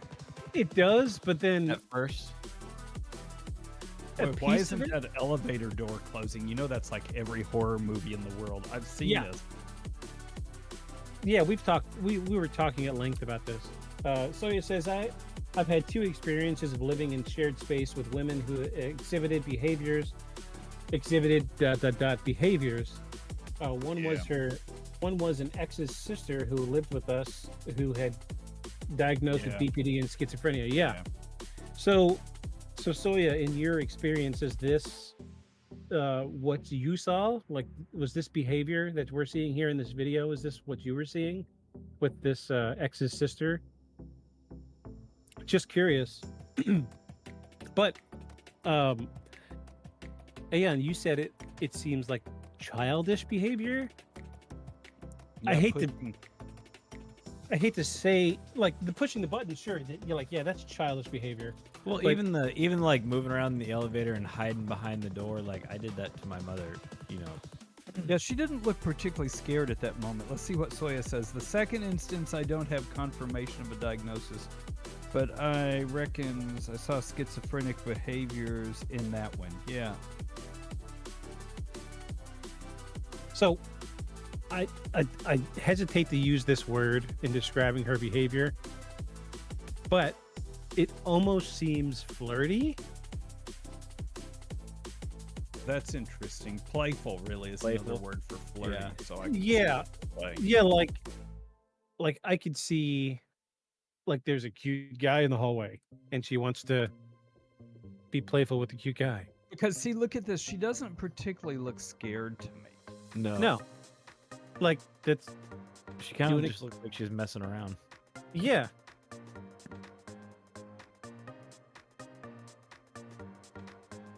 Like Yeah, she's waiting so- for somebody Soya to says, pop I out need and to be pull like, up hey. a DSM-5 to double check because I never bothered to differentiate between skits and BPD. You know, it's interesting. Skits and bipolar disorder are difficult to differentiate, but I think you're talking about borderline personality disorder. And boy, that and narcissism, they're hard to differentiate. The personality disorders are hard, and that's usually hard. Yeah. Though the I out agree. of context behaviors, I tend to lean toward Oh, what is this? Important. Oh my god, I got another spam message on What the is it? podcast Instagram or the podcast on Facebook. This is the second one in less than 2 hours. Your Facebook me is guess. scheduled. to schedule Facebook for is- deletion. Yeah. Yeah, that's I it. told him. The only thing that's not mysterious in the world are those spam messages. Yeah. This is a new Everything one. Like else, this is the everything first time else I is got 'em. aliens. You know, it's aliens. You know, it Yeah. could be aliens here. I mean, we just don't know for sure. Aliens. Yourself, right? Exactly. All right. Roll that. Roll that footage. Yeah, external perspective behaviors, of course. No, I know the borderline stuff. Very different from bipolar. Yeah, sometimes it's hard though.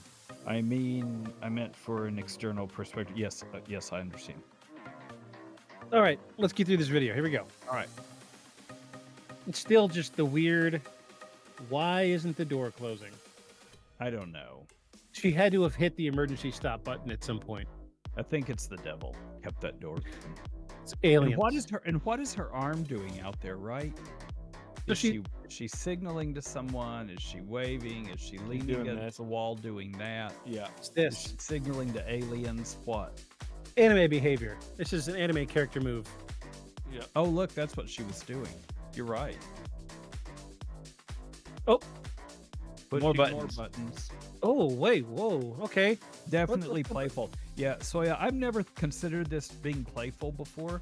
I was like, wow, she's delusional, two. she's psychotic, what's the matter? She's scared, someone's after her. But when I'm looking at it like this, I think you all are right. I think she's playful.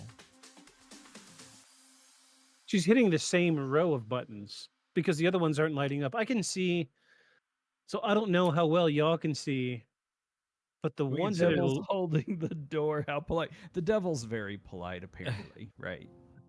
so I can see 3 rows of buttons on my screen. Can you see the Yeah. 3? Yeah. So a row yeah. on each side of the ones that are illuminated. So she's hitting the same row of buttons, but Mm-hmm.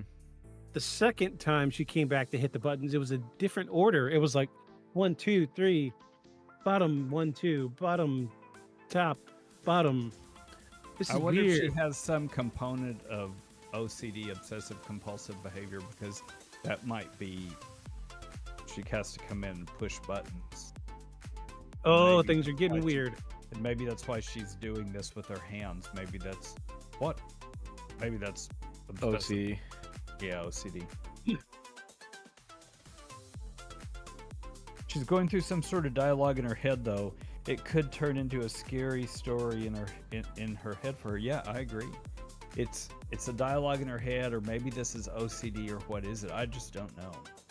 I'm so sorry my friend Michelle's not here. Right? She's a psychiatrist. Would be like, okay, Michelle, let's discuss this video. Then she'd have a big disclaimer. Well, I haven't examined her and I don't exactly know, but then she'd tell you. So she does one thing that makes me feel like she might be Right. drinking. So let me stop there. We're at 2 minutes 29 seconds. She did. Where's that? It was after when she did the. Yeah. She So walked back in. she comes through. Okay, so I mean, I do enough drinking. I know how to pass through a door when you're drinking. This is what I do when I go through a door and I've had a few drinks. You have to make sure you can, yeah. Yeah, you're passing through Of and you're not course, going to you've run into never anything. drank, so. Yeah, I mean, I don't drink ever anymore. So, Yeah. When it's psychedelics, you duck for the bats. For the bat. oh, All the bats.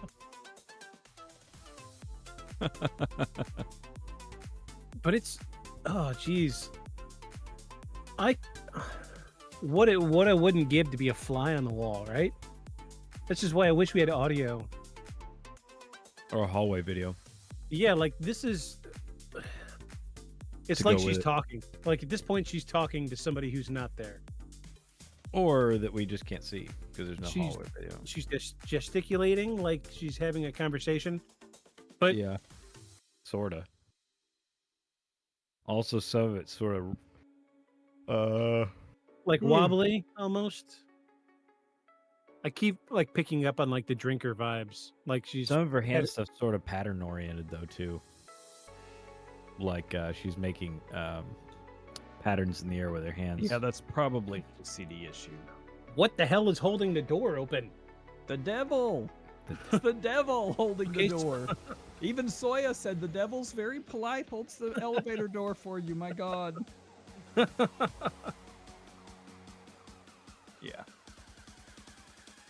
Like It's like that Stephen King book where the car was possessed, except it's the Oh. elevator. Christine. Yeah, Christine. Yeah, this is Stephen, the elevator. Soya says it's almost like watching a child play by look, themselves. I guess the devil was called somewhere else. The door just closed.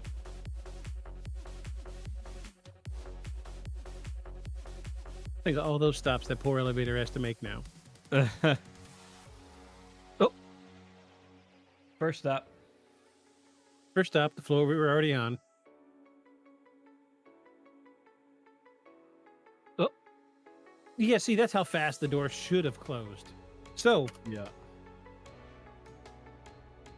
tinfoil hat. If she had hit the emergency stop button, that door would not have closed until that button was pressed again. Correct. Aliens. Colonel Mustard with the wrench in the library. That's right. Devil needed to catch a bus. Soya says devil needed to catch a bus, got called away somewhere else. He got tired of waiting around.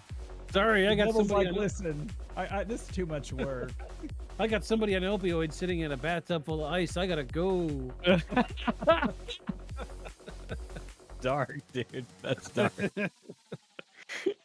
Where's the? Hold on, wait. I got it. Yeah. Sorry, workload. My workload. I just got a new ticket. I gotta go. Yeah. All right, we're rolling again. Do you know All what right. part of town you're in? I am a busy man. I do not have time for this. We are 2 blocks from Skid Row. Oh, different floor. New floor. No, she painted while she was out there. Probably at this point, it wouldn't surprise me. Probably going to all those floors and all those buttons she pushed. Yeah, we're about out of film anyway. So that's All the right, last cool. time she's seen is her stepping in and out of it. So That is the end. That is the last time Wow. that Elisa Lam was seen alive. I feel like this is not the thing that I was thinking of. involving Oh. an elevator. Good. So you have no idea what's coming. This makes You me know so this happy. story? No, does oh, not. wait till you hear that. No, the one that I thought, the one that I saw is a grainier video, and she never gets in the. Yeah, they edited the video they've shown on all these scary movies or scary shows. Yeah, they've edited it so just for you to see this all grainy or black and white, for you to make it look like something's not, like she's hiding. This is what they show you. They don't show you all the other stuff like her being playful. Oh, okay. Okay, so I will say, through some of my research, I couldn't tell you exactly which scene it is, or which part of this video it is. However, this is the raw video that was given to police. Right. Let's take a second. You know, Soya says something that's in a way profound. Now, my little friend Michelle will not think it's profound, the psychiatrist, but here's what she says. We're getting into the area of, quote, is schizophrenia possibly the perception of the paranormal, close quote, Ooh. territory, right? Phenomenal. It's a very interesting question. You know, the history of the world and the church, I mean, schizophrenia and epilepsy and a lot of things were demonic possession. Turns out maybe they weren't, but I'm not sure 100% answer is always the answer. I'm glad she brought that up. Didn't we talk Because- about this a couple weeks ago or a week ago? Yes, sorta. So you have about the same instance of name your mental disorder. You have relatively the same percentage of occurrence in most disparate populations around the world, unrelated populations, though it's hard to say unrelated now because everything's so interconnected. But even in still today mostly tribalistic villages, you will still have the same relative percentage of a given mental disorder per capita, per population, as you do in the United States. The difference is, rather than continually telling the person you're sick, you're not okay, we need to give you stuff because you need to be different, right? They send that person with schizophrenia or bipolar to the shaman, and they become the next apprentice shaman, because you're thinking like a village of like 20 or 30 people, right? So they then become the next shaman, and what shamans are reporting, the only difference between what they're talking about, they're seeing their spirit guides and ancestors that walk with them wherever they go and tell them things. The only difference is they're not afraid of it. They're not afraid of it, and they think of them as helpers, because their culture is centered around integrating those experiences as a thing that's supposed to be happening, right? They're special. They have a conduit that other people don't have. They're not told their whole life, no, you're wrong, you're broken, we have to fix you. You know, and so then the person is afraid of all these things that are happening because it's wrong, they're broken, it's not supposed to happen. So the biggest difference, the only difference between us and tribalistic cultures is a cultural system of integrating those things into their life as a useful component.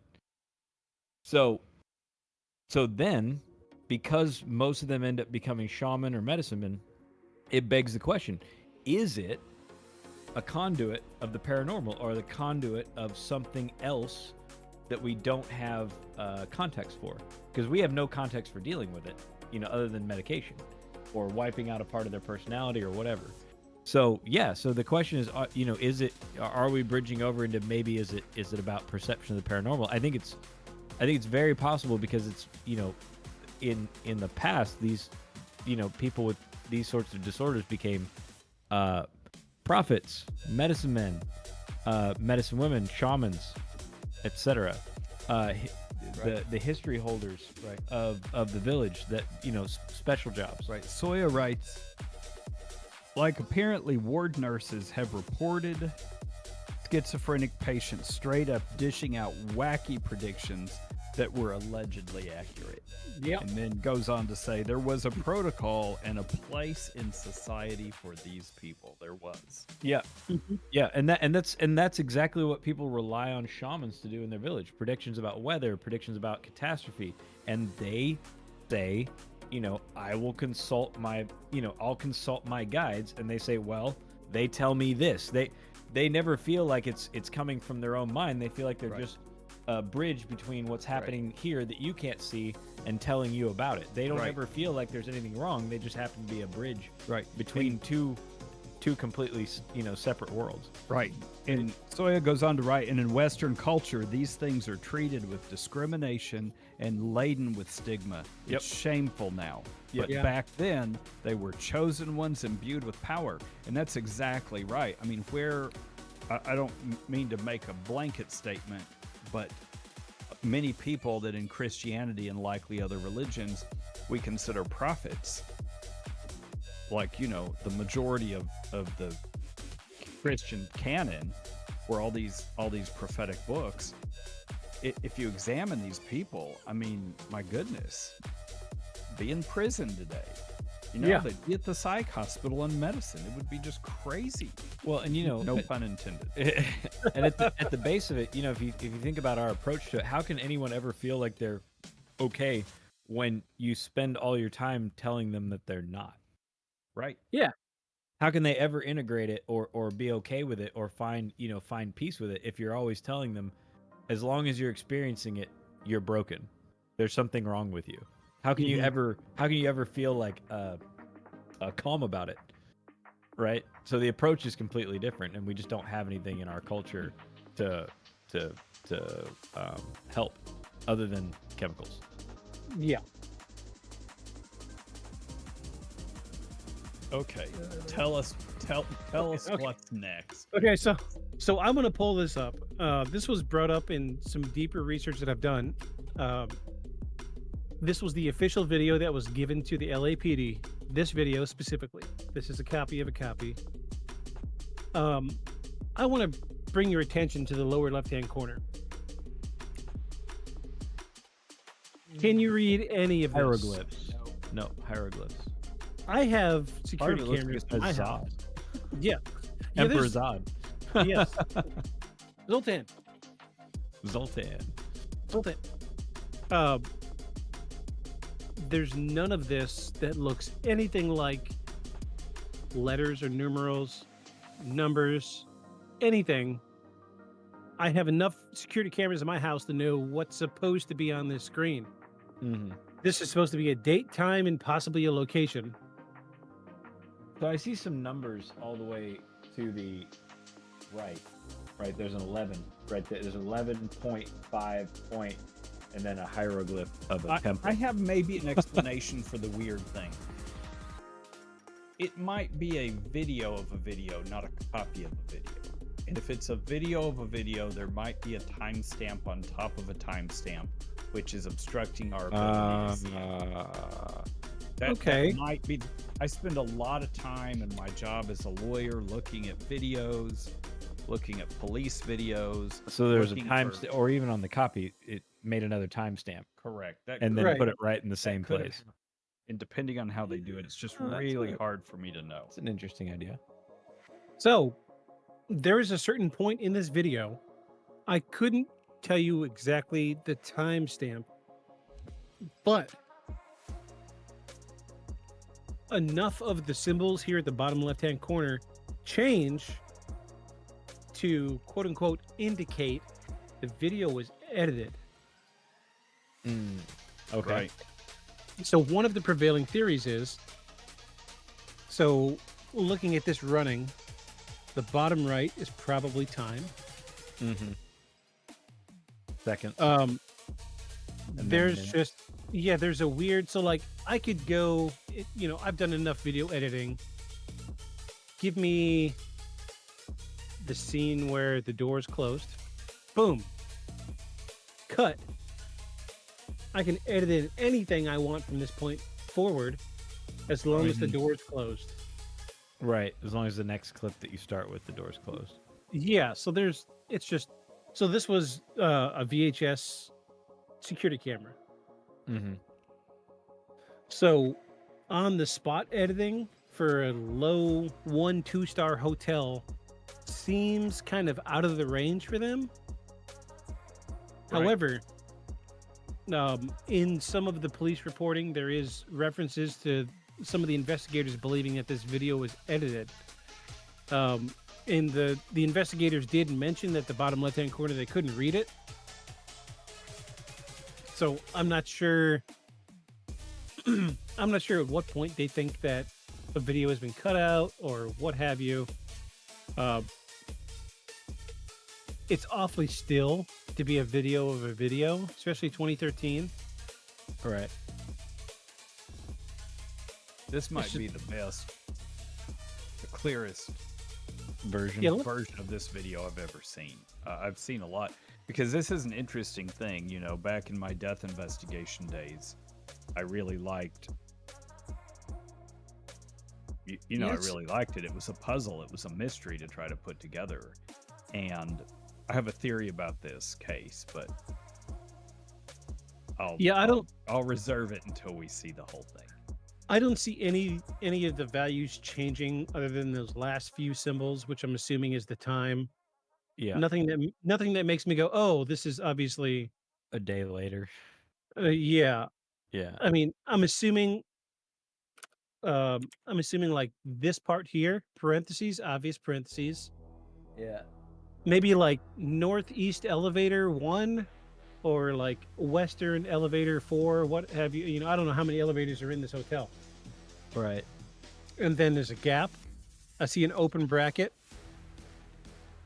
It could be a closed bracket here. This is probably, this could be date. So this is smaller than the rest. So that's probably lowercase letters. So this first part here, location, this is date. And then time. And then time. So what are we looking at? January 31st, 2013. I can't. It's too hard to really tell. It seems weird to me that this video is the one that was given to police. Because you would think an investigator would want that timestamp, right? Right. What was this lady's name? Elisa Lam. Elisalam.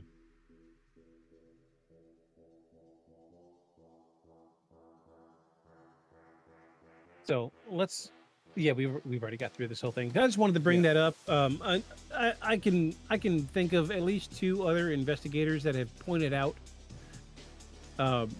that police had a problem with this video because they believe that the video was edited at some point. They wouldn't say exactly which point, but that was their belief.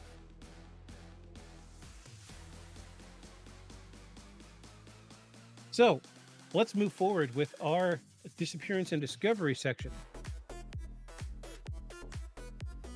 Lamb was last seen on,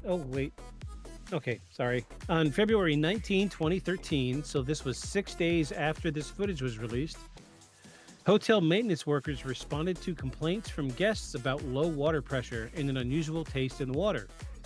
When they investigated the rooftop water tanks, they discovered Lamb's decomposing body inside one of the water tanks. Jesus. The circumstances surrounding her death only deepened the mystery. So, let me pull up some pictures. So it was a water tank with a roof over it, with a cover over it. It was. I'm about to show you the rooftop. Yeah.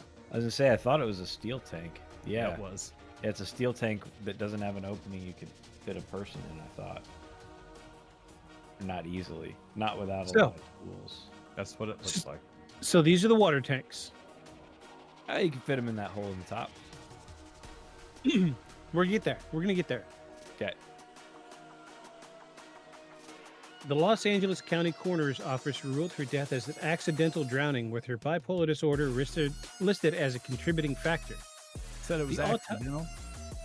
Accidental drowning, yeah. Okay. All right. The autopsy found no evidence of foul play, trauma, or drug/alcohol overdose. Though she had taken her prescribed medications, despite this official conclusion, many questions remain unanswered, leading to numerous theories. First of which is a mental health episode. Some experts and investigators believe Lam experienced a severe manic or psychotic episode due to her BPD. This theory suggests that she may have climbed into the water tank herself in a disoriented state. However, how she accessed the rooftop and got inside the tank remained unclear. Foul play. Others suspect that she was murdered and placed in the tank. Skeptics point out the difficulty of opening the heavy water tank lid and lack of clear explanation for how she ended up inside the tank without external assistance. Here comes this part. Aliens. Supernatural theories. Given the Cecil Hotel's dark history, some believe paranormal forces were at play. Ghost stories and urban legends suggest she was influenced by malevolent spirits, though there is no evidence to support these claims.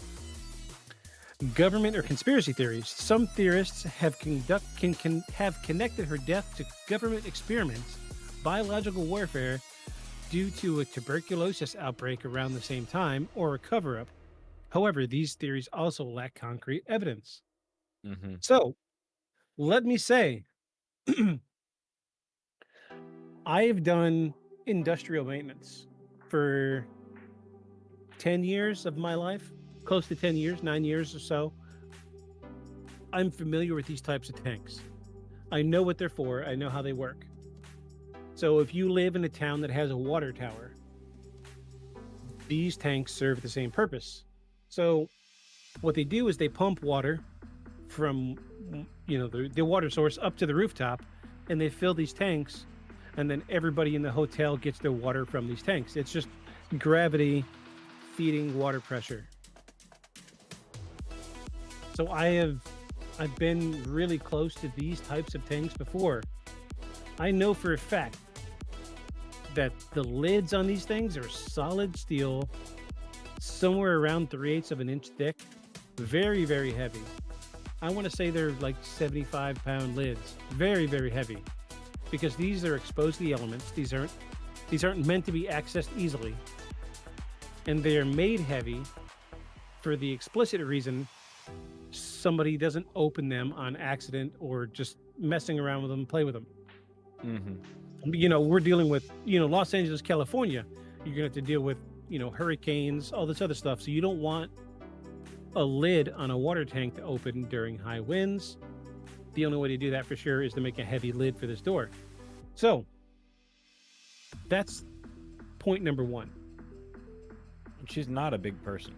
She's not. She's I couldn't give you her exact height, but I imagine she's somewhere around 5 foot tall. Yeah, that's what it looks like.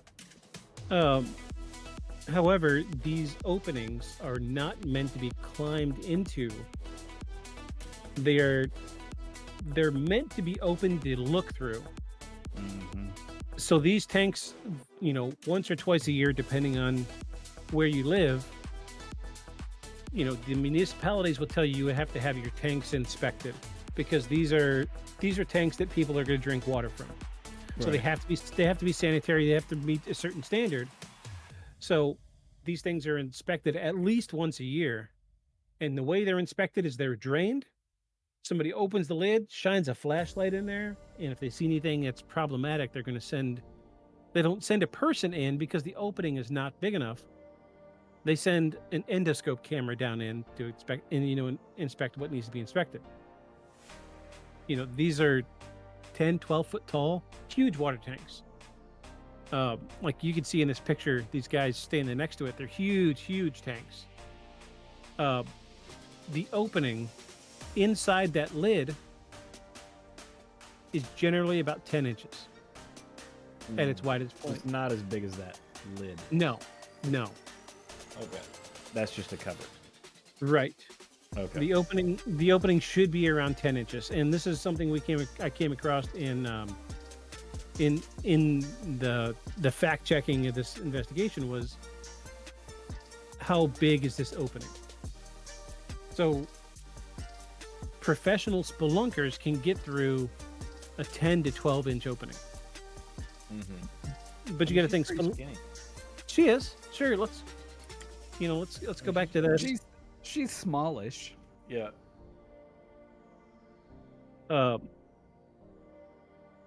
Let's get that shot of her. There we go. Uh, No, She's pretty small. let's see if I can find out how tall she was. This would help us clear up quite a bit.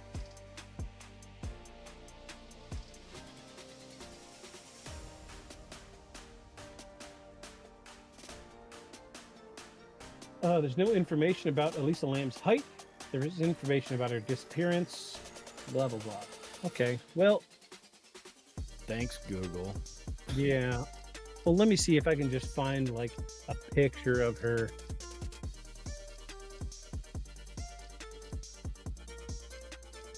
I mean, like I'm seeing a picture of like her parents, and she's taller than her parents and her family. Ooh, that's a good picture. Let me see if I can find this one. Where is it? Where is it? There we go. Oh, that is a good picture. See, I kind of think she could get in it. Yeah, I mean, there's nothing to put your feet on the inside, so you'd just be jumping down in it. But Yeah, so I would gather that guy's probably about my size. His shoulders wouldn't fit through that. no, but I think she would. It would be a concerted effort Yeah. Yeah. doing something like this. Corner or to feet, corner. or feet first. Yeah. If she was having some kind of external, stimulus that maybe everyone else couldn't see, she might think she's hiding or playing hide and seek or something and going up there trying to be playful and trying to, I'm going to hide in here. And then, you're in there and you're done. All right. Yeah, there's no ladder inside. Yeah. You ready for the kicker? Yeah. Let me pull this over. How'd she get up there? Yeah. Yeah, there's also that. Yeah. How? Yeah, because there's no ladders on him. We That agree. dude was standing on a ladder he brought. We agree she's small. Mm-hmm. She could have maybe fit it. I mean, obviously she fit into the opening. Mm-hmm. How'd she get up there? It's hard to know because you don't know. There might be a ladder, built into the side of it, on the inside of it or something. It's hard to know.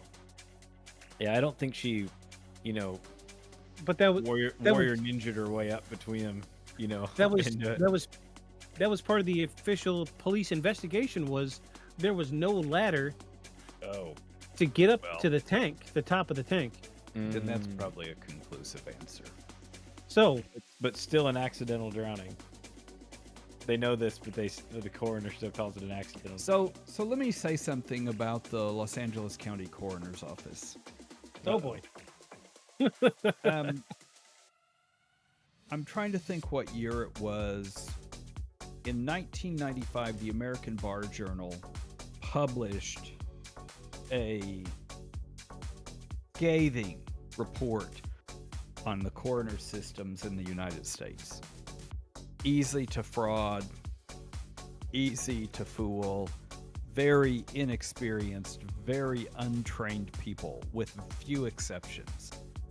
The American Bar Association preferred unelected, actual medical doctors of osteopathy with training in forensic pathology to run medical examiner, medical investigator systems. California still runs a coroner system, but in very large cities, such as Los Angeles, in the county there, it's a very professional situation. So they have a lot of experience, and an autopsy has never concluded. Her autopsy, while they've made a cause and manner of death, the manner being accidental, the cause being drowning, secondary to psychosis and alcohol intoxication, or whatever else they said. If there's new evidence that comes along, while they may not actively be looking at the coroner's office, if there's new evidence that comes along, they could change this. I'm not a physician, I'm not a forensic pathologist, but I'll bet you it was a hard call between making it undetermined, the manner of death undetermined, and the cause drowning. Yeah, you can know drowning for sure because is there water in the lungs or not? Are there other indicia of drowning? You can know that. The cause of death was drowning, but the manner of death was unknown. The manner. What is the manner? And while I think it's highly suspicious for homicide, there's probably nothing on the body other than everyone's highly suspicious. There are probably no marks on the body. There are no ligature marks on the arms. There's no ligature marks on the neck. No ligature marks on the legs. No indicia of anything. It doesn't look like she was beaten or whatever. So they just say, well, the most likely thing for now, she got in there secondary to psychosis, secondary to alcohol intoxication, and she accidentally drowned. She didn't intend to drown. There was no note. There was nothing like that. We have no evidence anyone pushed her. There was just no other evidence. So from the actual evidence they had, there was something else, but I have a different theory. Okay. Well, hold on to that for just a second. Oh, I will. I need to use the bathroom. Okay. We're gonna take a quick bathroom break. Don't go away, Soya. I promise. Yeah, We're gonna- Soya, don't go we're- away. Yeah, it's so nice to have somebody talking in chat. We're gonna use the Gotta do a bathroom, little- and we got to do adult stuff. Do a little poop and scroll. Yeah, we'll be right back. Here we go.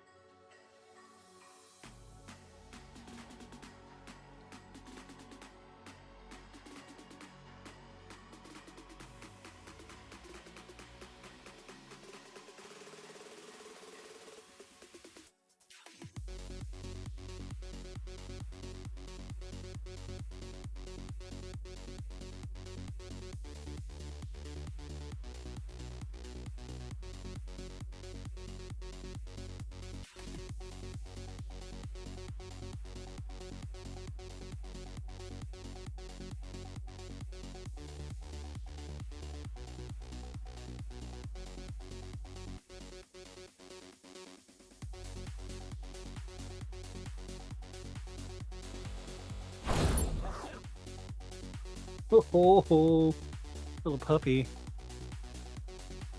Puppy says hello. I like his Usually the beard. wife, usually the wife is doing school, so I keep the door closed. But I think she's getting close to the end of the semester, so we open the door. He's dying without me. Oh, it's Basil. Say hello to the world, Basil. He just got snipped. He's still figuring things out. Oh, okay. Guess that's All right. it. Yep. I'm stuck. I'll be holding this for a little while. All right. So I wanted to point out. So this is the picture from the day that they found her. Okay. And we had said, how did she get up there? So if you look, tank 1 and 2 here in the front, tank 3 and 4 in the back. Look in the back of tank 3 and 4. A wall and a railing. So you've got a lower wall up to a higher wall up to railing. Yeah. Yeah. So if a person really wanted to, they could get up there. Right. Yeah. Oh, say hello to Soya Basil. Say hello. Hello. Ugh. Cameron's over there. Where are you? It's my buddy. It's my buddy. He's attached to me for some reason tonight. That's okay. Puppies are good for viewers. Everybody loves puppies. I don't know what he's doing. He's watching the world. He's not usually up this high. He's very small. So yeah, there is definitely a path that if she wanted to, if I wanted to, I could get up there. I would find a way to get up there. Sure. Right. However, I would not open the lid to this little tiny compartment. You know, where's that picture of the door open? Let's close this one. I would not open that tank and look down in there and be like, you know what, it's a good idea. Just drop down in there. Yeah. Because it's like spelunking. You got to go in with your hands all the way up or head first. And I can't think of a single scenario that would make me want to go, ooh, I need to be in this tank of water. Well, no, when you're not impaired or not having a mental health issue or something, and Soya writes something very, very interesting. As I went to the loo, I remembered my uni days scaling an 8-foot fence and 3-inch stiletto heels, no problem. I'm 5'2" because I was drunk. Well. Fair enough. Fair enough. Right? I can see Right. that. I've scaled fences and stilettos before. Same. I mean, Yeah. and everybody Soya says if I were sober, I could have done it, but I would have hesitated. Right.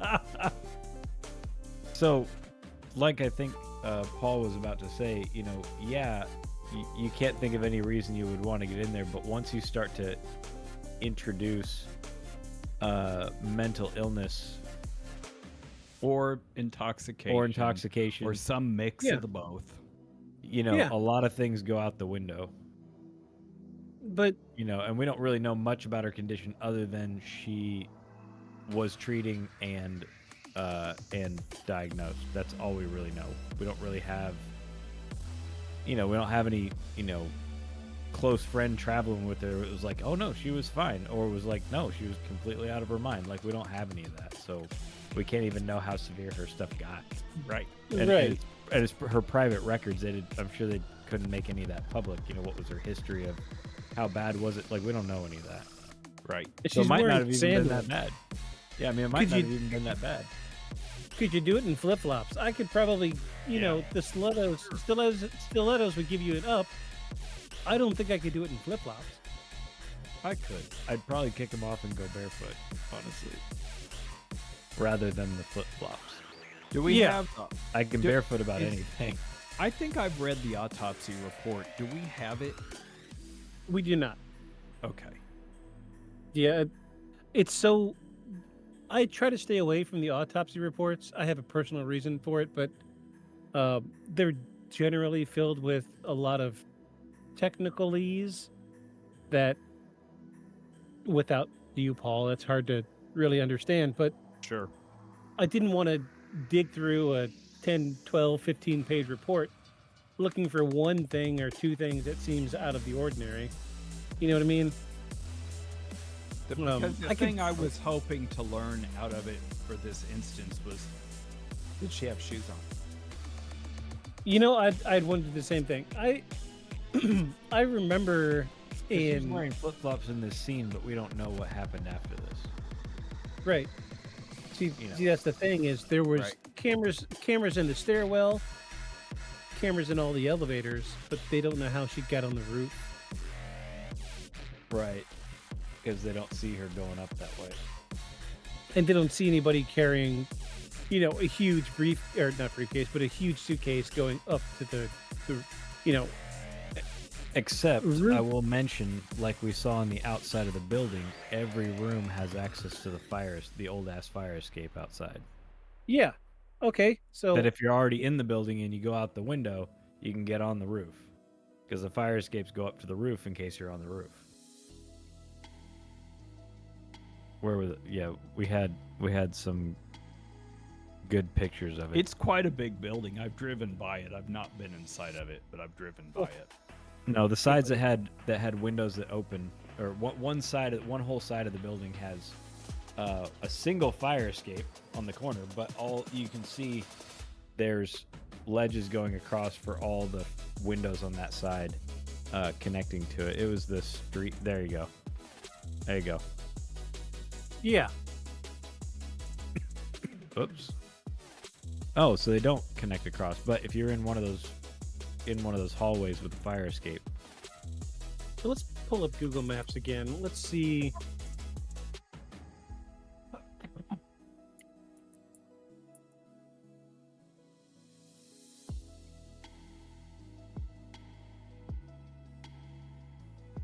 Street view. Yep. Yep. Which street do we want to be on? Let's go right here. And I wonder if those crevices in there too, if there aren't fire escapes in it as well. Yeah, sure. Because one fire escape seems probably not. Yep, that goes all the way to the roof. Yeah, all the way to the roof. So, I mean, you'd only need to access the lowest one on the first floor of rooms to So it get onto it. it's probably like the stairwell. Well, I want to say that this is like the stairwell that accesses the fire escape, because you wouldn't want the fire escape to be in like somebody's room, right? Yeah, I don't know though. I mean, even built in the 20s, you would think that, a hotel wouldn't want their fire escape to be attached to only one room, because God forbid somebody lock their door if the hotel's on fire. You know what I mean? So a thought would be, Or- and I can't see all the way around the building to see if you can climb up on top of that mezzanine there at the front, and then because see how it sort of connects across there. I can't tell if you can get up there or not, but she seemed to be being weird about the elevator, and the elevator wasn't closing, and then she leaves the elevator. So she was obviously trying to go up. Otherwise, why else use the elevator? But, maybe went back outside, decided, hey, try the fire escape, and then got distracted and went all the way up. Or I mean, I'm stretching here, but I'm just saying. yeah, like maybe she got on the fire escape and got locked out, and the only way at that point you can go is up, because like not everybody knows, like the bottom rung of the fire escape is a gravity ladder. Yeah, it's not connected to the street. Yeah, like this. Yeah. I could see how somebody sees this ladder and is like, oh, well, it's not down. How am I going to get down to the street level? Right. They don't know that once you stand on it, that's when it drops. Right? Yeah. So I could see, maybe she got confused, couldn't go down any further and went all the way up. But what in the world possessed her to decide to climb in the tank? Yeah. What is she saying in chat, Paul? She's saying, there's definitely the potential for external foul play, alien/local small animal unaliver looking to upgrade, but if there's very little details other than water in the chest from the autopsy, it's not quite as plausible as psychosis. Yeah, I'm kind of with her, but I have kind of a different theory that probably needs explanation or needs a discussion. But More data. I agree. I agree. More data. We need more data. So there's a lot of unknown variables. This little booty scuttering off into the other room. His little tiny legs. They're so small. They're like this big. Sorry. I'm infatuated with my puppy. So do you guys want to get into the legacy and cultural impact of this case? It's just maybe a paragraph here. Yeah, read it to us. Tell us the story. All right, so the case of Elisa Lam has had a profound cultural impact and inspired multiple true crime documentaries, including Netflix's crime scene, The Vanishing at the Cecil Hotel. It has also been referenced in horror stories, films, and compared to an eerily similar plotline from the 2005 horror film Dark Water. The Cecil Hotel itself has since undergone rebranding and attempts to distance itself from its grim past. However, the mystery of Elisa Lam remains a haunting and unresolved enigma that it continues to captivate the world. Ultimately, her tragic death serves as a reminder of the complexities of mental health and the dangers of unchecked speculation. Whether due to personal struggles or external forces, Elisa Lam's story is one that remains in the public consciousness for years to come. So, I'm going to bring up something. It's a little controversial, but it stands to be said out loud. This was the stomping ground for 3/4. This hotel specifically was the stomping ground for 3/4 of the Los Angeles' major serial killers. Almost all of them have stayed in this hotel at one point in time or another, because this was considered a low, quality, 1-2 star hotel. And so unsavory types are drawn to this hotel. The Night Stalker stayed at this hotel several times. This is where he was arrested. Yeah, very near there. Yeah. This is, he stayed here when he killed 2 or 3 people. Right. So it stands to reason, what's to say there was a one-off killer staying at the hotel, sees this girl acting erratically, assumes that she's under the influence of something, decides to take advantage of his impulses, thinking, oh, nobody's going to pay any mind to this because it's the Cecil, right? So there's that. This is a popular opinion, but between me and most of the internet sleuths with tinfoil hats,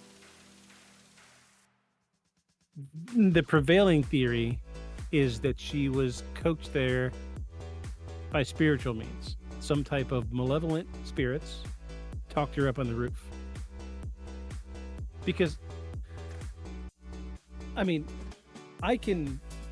can put a handful of drinks down and be out of my mind, but I'm still going to be able to function, and I've got better sense to climb in a 10-inch open hole in the top of a water tank. Maybe I've just got a little better sense of preservation than most. But, I've been diagnosed and treated for bipolar disorder and depression, just like Elisa Lam has. I cannot imagine at any point in time, even under the influence of any type of chemical or prescription medication, deciding to climb into a water tank under my own volition. Not in the mind you're in today, for example. No, but I can remember being in a few bad states, but still, self-preservation is still there. I can't speak too much on how it's hard to say because bipolar disorder is different for everybody. Right. She could have had a very advanced case of BPD, and maybe she was to the point, obviously she was to the point where she was manic. We saw the video. Maybe she was to the point where she had passed the manic episode, and decided, just even still, like the suicide part. You're on the roof. Psychotic. You're on the roof. Why climb in a tank of water? Why not just jump off? Right. You see what I mean? Right. Because I have been to the point in a manic episode where I would want to do the deed, and it was to the point where I didn't care how I did it. I just wanted to do it. I couldn't see myself being on the roof of a very, very tall building and saying to myself, "Oh, I'm going to climb in this tank," as opposed to just what? Let's look how far that is from the edge of the roof. Well, there's those right there are the edge of the roof. Those are those inner wells in between, so that people can have windows, I guess, looking into other people's rooms. Yeah. Look at that. That's Yeah. Where'd that picture go? Right there where the That's the fireman. that is the. So. Oh, jeez. Yep. So that little wall that we saw, look, if she Oh. was right, if she decided to climb that wall, the climb on the tank, she would have had to stood on that railing, the climb on top of that tank. So at that point, if she was manic and suicidal, why not just Jump. lean back at that point, Right. right? Right. I don't think it was suicidal. I don't think it was either. This is what I'm getting at. I don't think it was suicidal, because if she were to get in that tank, her feet were on that rail. She was standing literally on the edge of the building. All she had to do was lean back and she would have been done. But something convinced her to climb on top of that tank and climb into that, open this heavy, heavy door and climb into that tank of water.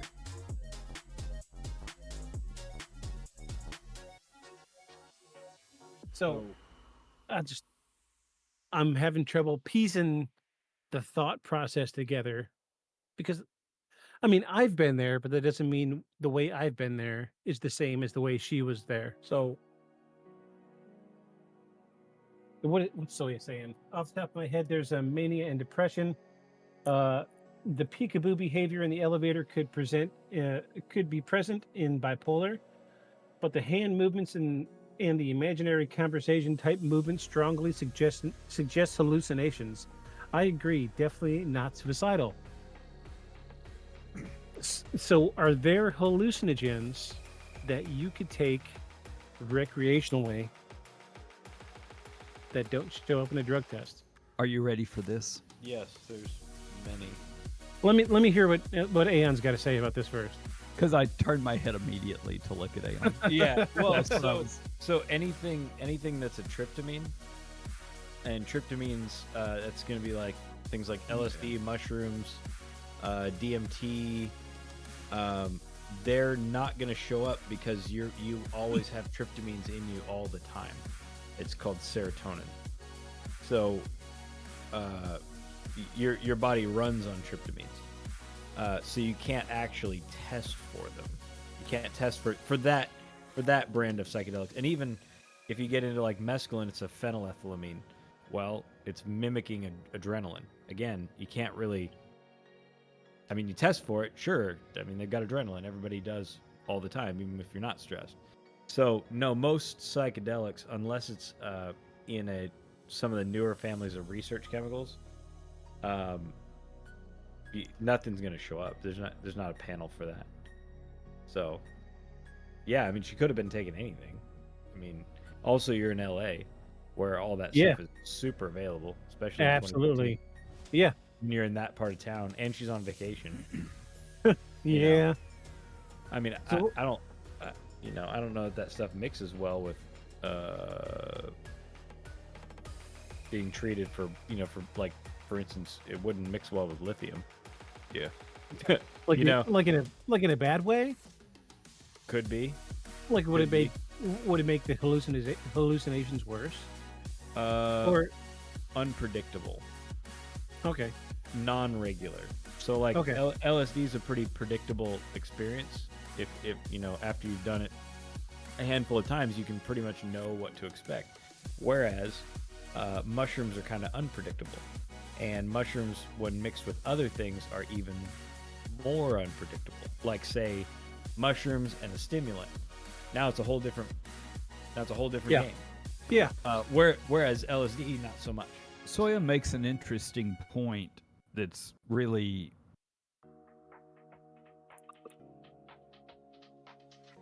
really part and parcel of this conversation. Apparently, having schizophrenia with hallucinations is like having someone that no one else can see or hear screaming right next to your ear, compelling you to do things and saying hateful things to you. It can be. And it can be, and let's say it's that, and let's say she was drinking. Just that and drinking, or just that and something. Yeah, that could be enough. And maybe not medicated well, or maybe taking nothing. You start adding this stuff, it becomes very unpredictable. I So think it says it's in- very unpredictable.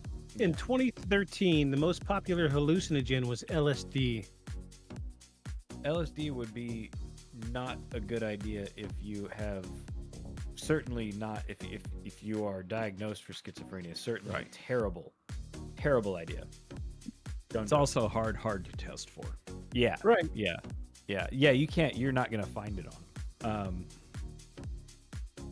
Another, along that same line, almost anything mixing with a condition in which you're hearing things that are not there, or at least not there to everybody else.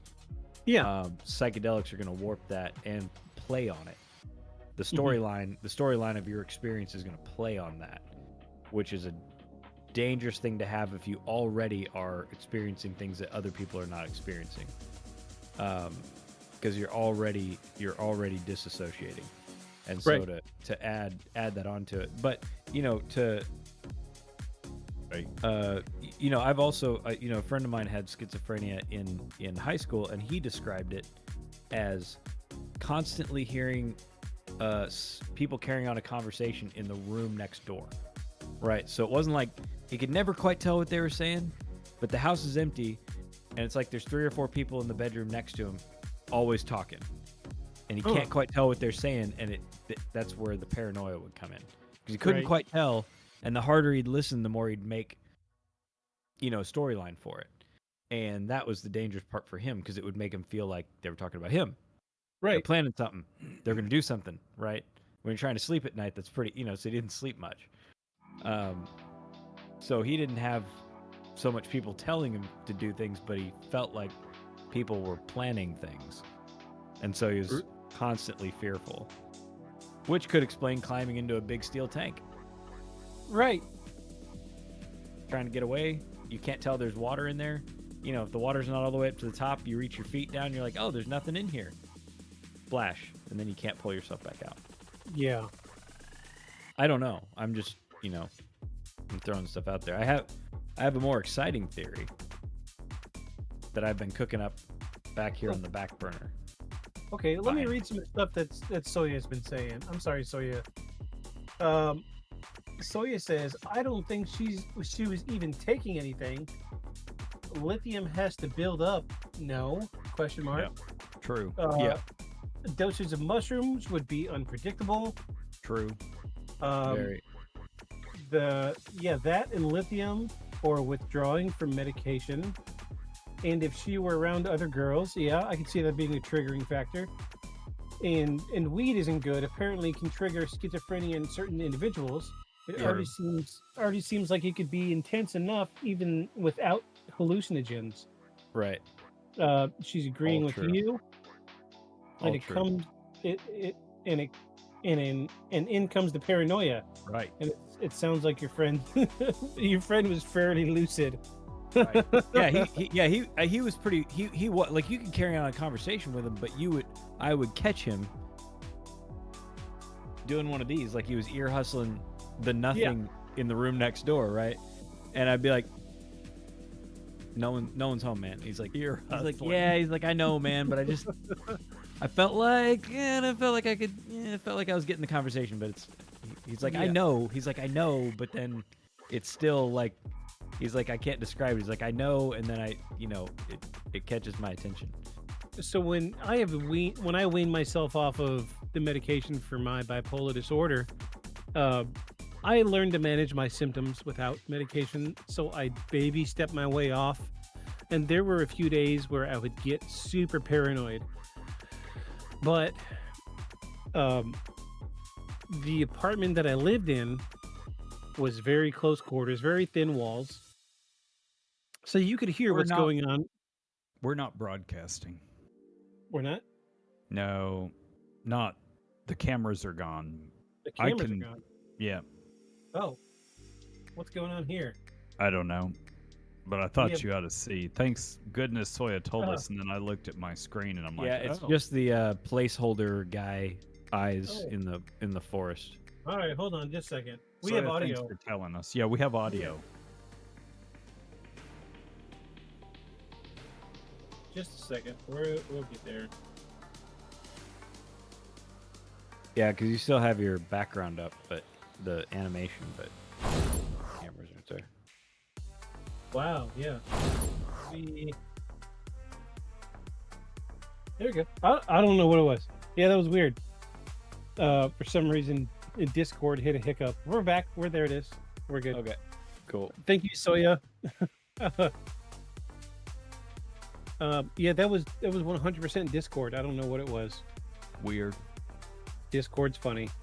But yeah, when I was having my very last manic episode, many years ago, I was in my apartment complex, very thin walls, so you could hear everything, the neighbors to the left and right, downstairs, everything. You could hear what's going on in the parking lot, but I could swear I could hear them talking about me. I would hear my name specifically. And that's what would make me, because like you're in a crowded room with people. One person says your name, you're gonna be like, right? Well, who said my name? Right?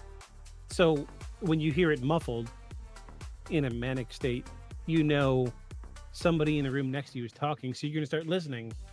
And it was particularly bad. I ended up leaving the apartment complex and walking for like 2 or 3 hours just to get away. I was like, I got to get somewhere quiet, somewhere that I know is quiet, and ended up walking down some train tracks to get out in the middle of nowhere. And then when it finally got quiet, I would hear what my brain was hearing, making me manic. And I would sit and listen to it for a while. And then I would turn around and walk back. Get back to my apartment. I would still hear those sounds, but I'd be like, well, I know. Because at this point, I'd been weaning myself off medication for long enough that my head was clear. Okay, so I know this sound is not really happening.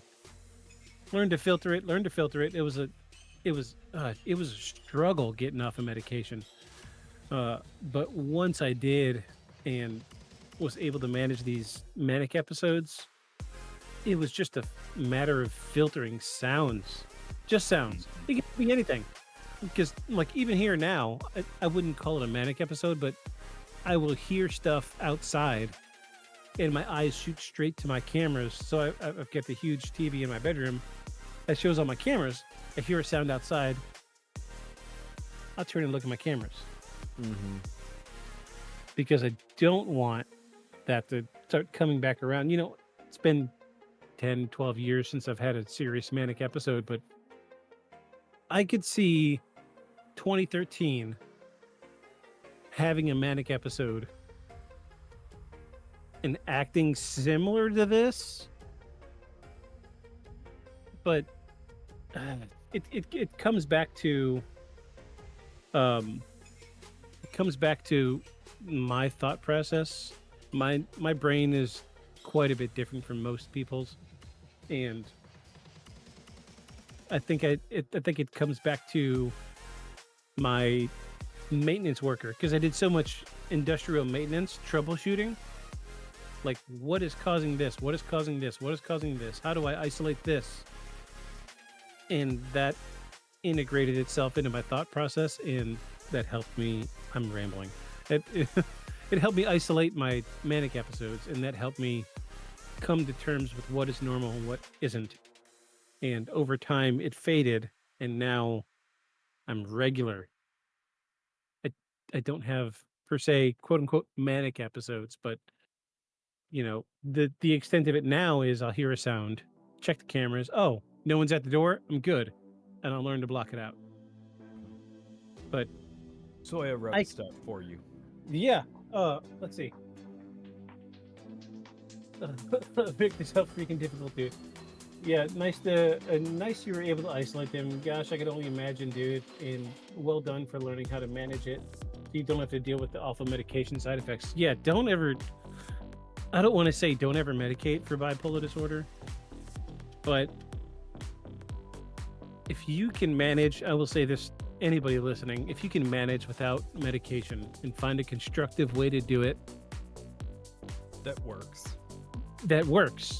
effectively, do it. Absolutely.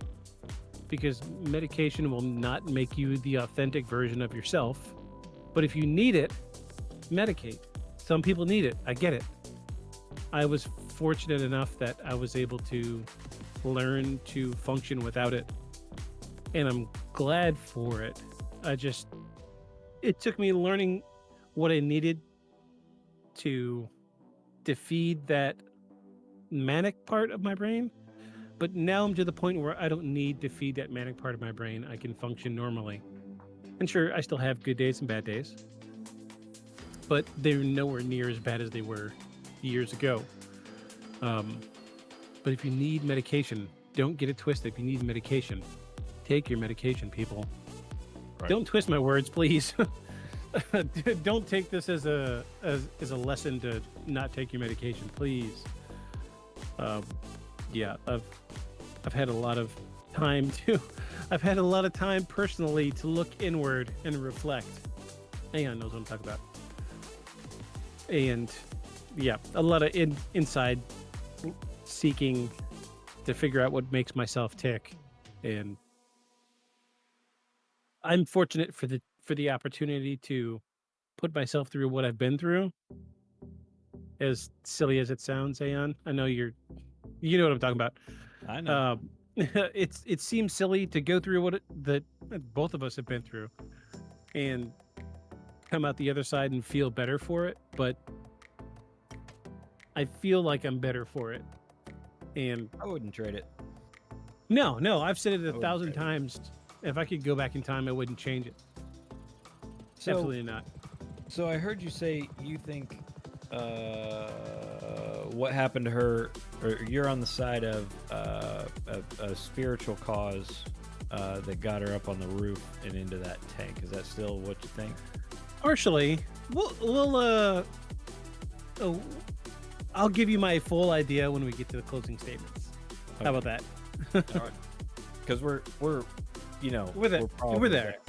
We're there. That's why I'm asking.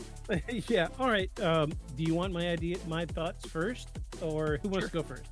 Sure. Go ahead. Okay. I'll go first. So, my thought is, Elisa Lam was traveling, having a good time, decided, my endorphin levels are up high enough. I don't need to medicate right now. It gets to LA, still doing good, not medicating, gets to the hotel. She's in the hotel room with those other people. The manic episode starts. And that's when the roommates that she's sharing the room with talks to management, has her kicked out. So if you remember earlier on in the episode, we talked about how she went around and even talked with locals that were strangers to her, but she was friendly. Who's to say in the early stages of her manic episode, she didn't just stand, we don't have reports. We don't know what she was doing socially. We don't know if she smoked cigarettes, what have you. Who's to say she's just out on the street, this close to Skid Row, talking with some stranger, and stranger smoking a cigarette. She just decides, oh, I'm going to smoke the cigarette with you. Smokes it. Who knows what's in it? And she gets dosed. So she goes back. She goes back to the hotel. The manic episode at this point is in full swing. Plus whatever, let's say LSD, because it was the most popular drug at the time. So at this point, she's having a manic episode mixed with LSD. Causes this crazy reaction. However, somebody on Skid Row is just smoking a Jeffrey. Yeah, absolutely. That's what was going on. They had a Jeffrey out there and didn't tell her. I could see her just walking by somebody and she does a double take and they're smoking a cigarette and they're like, you want some of this? Her thinking it's a cigarette. She just gets shermed. Whatever. I don't know. I was going to say, you know what a Jeffrey is, Paul? I do not. A Jeffrey is everything you've got rolled into a thing. And so you'll be like, why do you call it Jeffrey? Well, because if you said everything that was in it, everybody'd be scared shitless of it. So you just call it Jeffrey. Jeffrey's just a dude from down, he's your neighbor. He's just a dude from down the block. He's just Jeffrey. Yeah, like Victor said, a Sherm. Sure. God, yeah. what? It's liquid PCP. What an evil substance. Jeez. Yeah. And rampant and cheap. So let me make sure I'm understanding. So you're saying there's a spiritual something going on inside of her that that compels her to do this. And your theory is that, which happens to, this is not my theory in this case, though it's likely what happened, but it's not my theory, but biochemistry is the medium for spiritual experience in our brain, right? So that's your idea, right? So this is tying into what we were saying earlier about bipolar disorder and or schizophrenia is the taproot into the paranormal. So she's already having a manic episode. She goes out. We already have halfway there. We already have the documented experience with her being friendly with people, strangers on the street. Who's to know she didn't just take a puff and walk away? She gets back to the hotel. She's in a full swing manic episode. She takes some medication thinking it's going to make it go away because we've already proved that it's in her system because that was in the coroner report. And she's in a full swing manic episode amplified by whatever it was she got from this stranger on the street. Then on top of it, we're dealing with the manic episode tapping into the paranormal, into the hotel, because we already, what did we say? 16?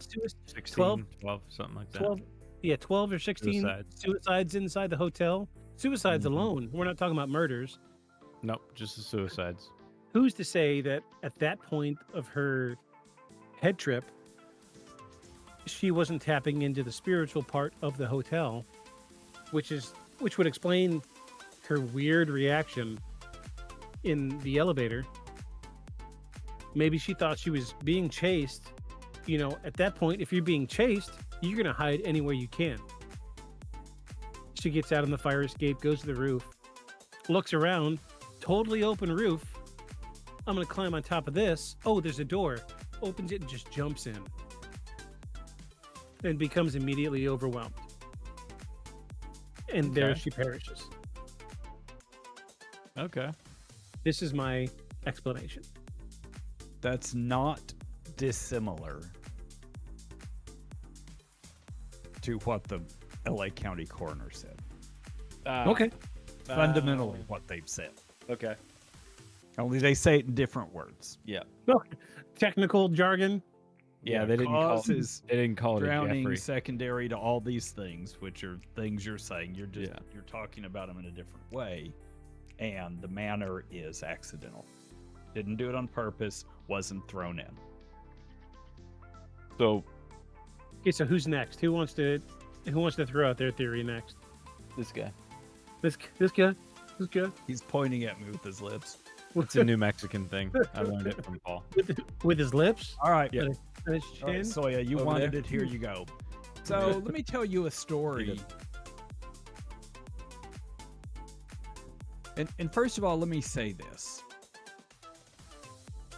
Police forces, death investigation systems that have the experience to look into this do not have the time. Yeah. Yep. Ones that have the time do not have the experience. It's Right. very simple.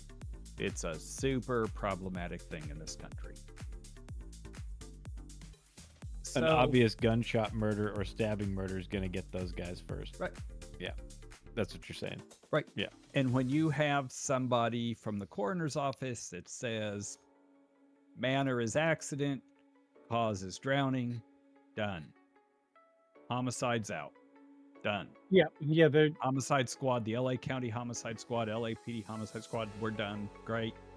A lot of weird things. Let's talk Yeah, about weird things. you're dealing with Every- you're dealing with a department that has to deal with how many deaths a year? But, And I don't know, yeah. a lot. Yeah. Lot. LA, the heart More- of LA. More in a week probably than we have here in the years. Yeah. So they're overwhelmed, right? Right. So sure. So if they can close cases, That's the key if word. they can close Yep. cases that are pretty close That's- to good, that's yeah. good. So let me tell you a story about a serial unaliver. There's a serial unaliver who was he was a serial unaliver who was sexually motivated. He was an ambush unaliver, and he was a stalking unaliver. He would stalk them, he would study them, he would wait, and he would ambush them. And he was an interesting guy. He liked to completely disappear the body, completely disappear their car. And very often he would put bodies in bodies of water and maybe put the cars there. Some of them have disappeared and they don't know where the cars are. He also liked to burn them up in churches and houses and just, burned up. I'm talking about him. I do not believe he did it, and this is Israel Keys. I was going to say, I already know this is the Israel Keys dragnet. This is the of Israel every Keys unsolved dragnet. murder has to be Israel but I Keys. have very conclusive proof that Israel Keys did not do this. Wrong timing. But here's the weird thing about it, because this happened in 2013. Yes. And Israel Keys unalived himself in Alaska in custody in 2012, in December of 2012. Israel pretty Keys conclusive. represented to the FBI that he was aware Mm-hmm. of another serial unaliver like himself, though he claimed to the FBI he didn't know who the person was because of certain things. And then he told them certain unalivings that he didn't have anything to do with, and some other things. He thought there was another one And active missing on. people, and because he liked to watch the missing people record. he had like a fetish for watching missing people and figuring this out. In a different life, he probably could have been very brilliant to help find other serial unalivers. And he says this person operates on the West Coast. Probably the Northwest U.S., maybe a little farther north than Los Angeles, but maybe he went down there. Maybe it was someone else. The FBI recently released, I think there's as many as 490 serial unaliver truck drivers in this country. My goodness. So, there are, I think this is a possibility. And there are deaths, and I'm about to be batteryless, Victus, so you might want to watch what Soya's saying. Okay. All deaths have questions because the person's no longer there to tell you what happened or what they were thinking or what they were doing, or for you to observe them and see yourself and try to understand what the medical situation was. They're just not there. They're not there anymore. And there's weird questions in this. There are weird questions. And sometimes you investigate and you investigate and you investigate and you never really have a good answer. And this leaves difficult questions for the family, for the significant other, for the community, for internet sleuths, because there's no good answer to some of this stuff. Here's what we know about this. We have a woman who clearly has some mental health issues, diagnosed with mental health issues, staying in a seedy motel in a difficult part of town that's known to have serial unalivers, that has a bunch of weird, unexplained deaths, a bunch of weird unalivings for different reasons. We know she's likely having some mental health episode. It appears that she probably was drinking and maybe took something. It appears in this little tiny video that this is all we have, so there's a lot of speculation about it. And there's a very difficult to access and difficult to get into tank. She could get in there by herself, but listen, there are serial unalivers. I mean, what better thing can you do if that's your gig for some reason? And I mentioned Israel Keys, and Soya, if you've never heard of him and you want to go and listen to a podcast about him. Yeah, Israel. Yeah, she had mentioned that she's a little familiar with Israel Keys. Yeah, Josh Hallmark has made a very good multi-season podcast called True Crime Bullshit. And he talks a lot about this whole thing. It's just crazy rabbit holes to go down with him. And then once you hear all this, you're like, oh my God, Israel Keys he unalived everyone. But the truth is, he was dead before this happened. So so that didn't happen. But there are others, and if that's your gig, and you're an opportunist unaliver, as Keys was. I mean, he had certain types he liked. Couples and men and women and tall ones and short ones and fat ones. I'm being silly about that. But he had certain kind of types he liked, but he would get something that was pretty close. It was an opportunity. It was an opportunist pop, as Soya said earlier in the conversation. And it could be someone like that. And if you can do that, you can get that great thrill of doing it and then make it look like a self-unaliving. Yeah. Oh, accidentally. Soya says water messes up evidence, especially since she wasn't discovered for long enough that people weren't noticing, or people were noticing the flavors in the water. Mm-hmm. Right. So it's a nice parallel between Keys and Elisa Lam here. Right, isn't it though? Except he had been in custody for quite some time, probably 9 or 10 months, and unalived himself. I think it was like December 2nd of 2012. So it was clearly before this. He couldn't have done it. But Keys himself told the FBI, there's another person that's a lot like me. It's not me. And I've not met him. He called him a him. He said, I've not met him. I don't know him. But he felt like there was another very active person, at least as active as he was in the Northwest U.S., on the West Coast in the Northwest U.S. And I think this would bear a little more investigation, and there may be things we don't know. There may be things the police, the homicide squad has not released to the public that makes this look more like something. But when you get to this, you really have to do something that's not certain. But the medical legal term is within a reasonable degree of medical certainty. Yeah. This is what happened. So within a reasonable degree of medical certainty, because there's no evidence otherwise, this is an accidental death due to drowning, due to this mental health state, and I think they said drinking or something. And those things led to it.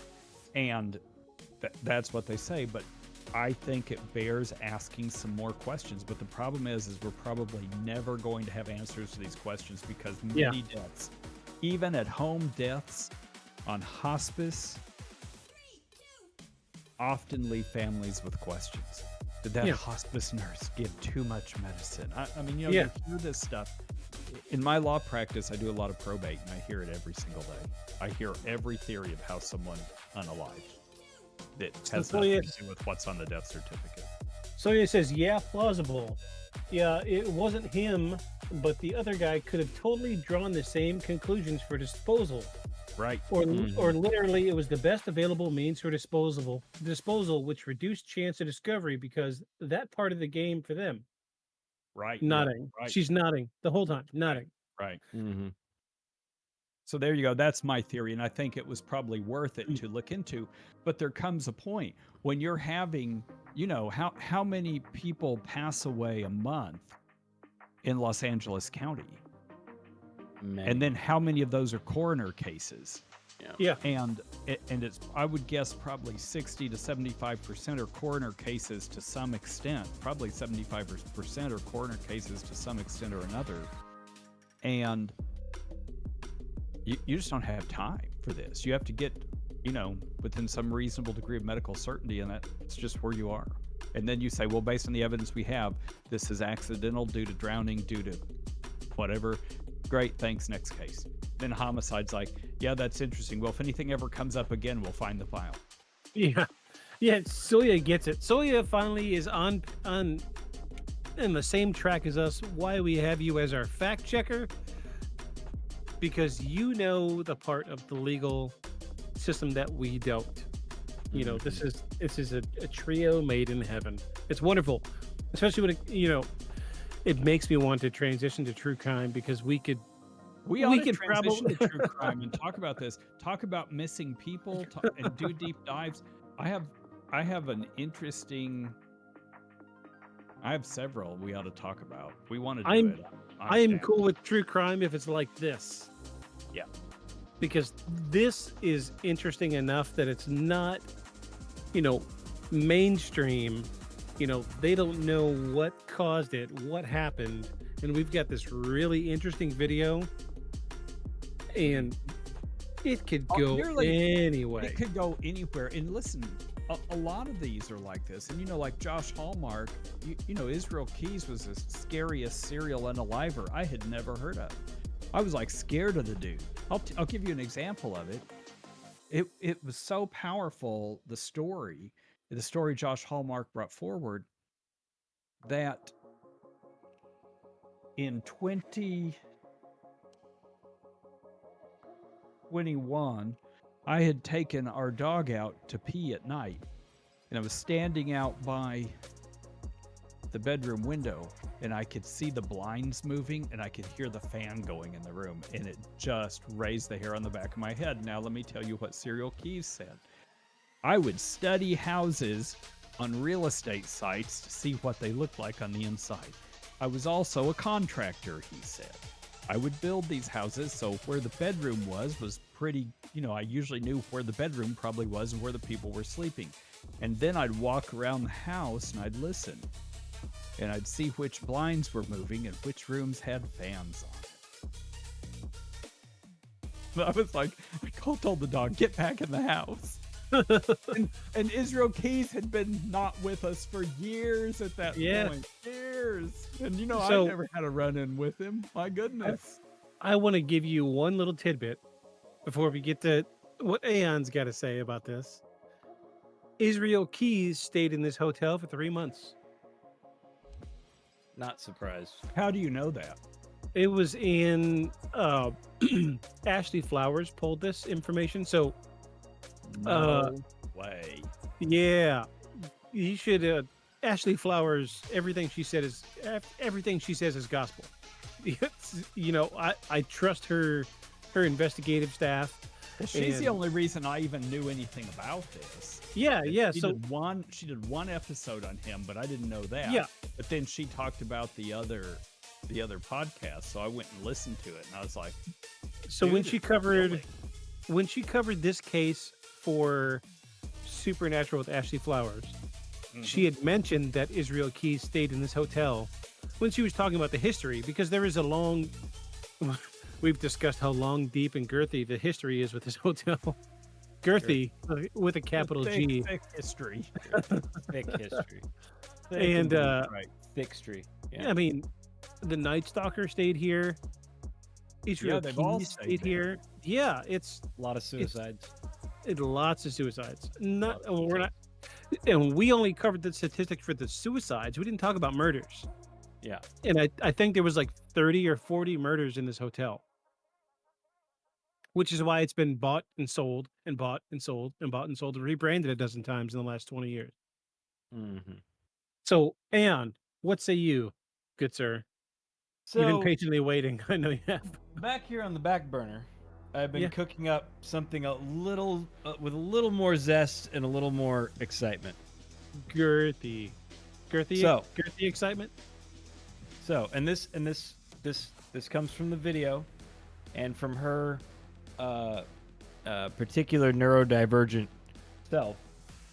This will all fall in together nicely. So, she's a neurodivergent person, right? Has a different brain chemistry than the rest of it. So you cited that in your theory of what happened. So I will bring you back to the back rooms. Back room. Ooh, To the okay. back rooms. And Season while, 1. Season 1. And now, while we were able to prove all, about all the pictures we could find were empty Targets and J.C. Penney's. Yep. With all the stuff moved out. Yeah. While we were able to show that, there's still an overwhelming, number of backroom stories, right? Mhm. So here's the scenario. She's traveling, but the traveling's irrelevant to this. She stays in this hotel. Looks like it's been remodeled since it was built, right? If you look out, in the hallway, it's got tacky tile and two-tone walls. The interesting part is that she presses all these buttons, right? But when the door closes, it closes and opens up on what appears to be the same floor, right? Yeah. Except that when it goes to the next floor, it's a different color, which Okay. leads me to believe I'm going to say I think they did themes on the floors. Yeah. Here's what I think happened. I think that the hotel itself is subject to backroom weirdness, but the elevator is not. The elevator operates as sort of the connecting conduit. So she comes in, the elevator opens onto the backrooms in which she is already lost. Opens up, you get to see her briefly. Had she stayed on the elevator, she would have ended up back on the real floor number 1 instead of the backrooms floor number 1 that she was stuck on. Ooh. Her body in the tank is her body, but herself is still out there wandering the backrooms. Check this out. We're gonna do side by side.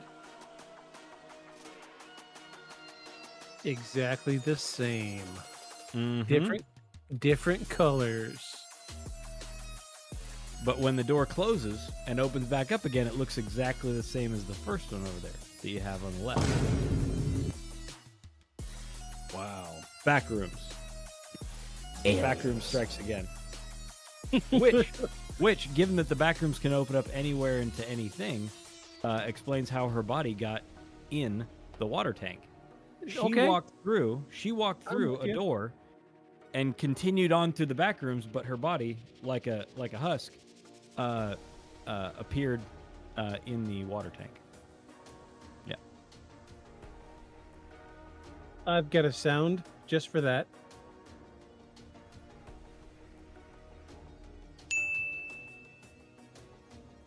I think we're onto something. I think we are. It's at least I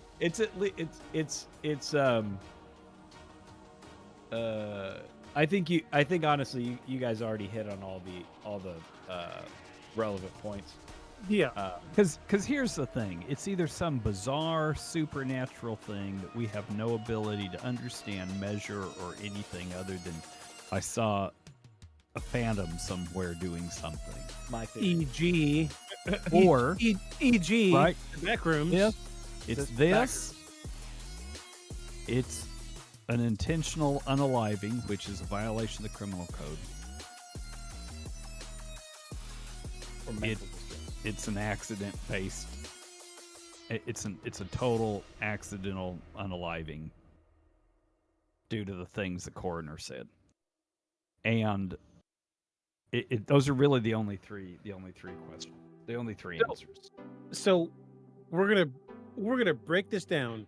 So we've got 3 completely unique ideas of what really happened. So the premise of the podcast is we're a paranormal podcast. We're gonna go around the circle, and we're gonna say whether we think it's normal or paranormal. I will start. Paranormal.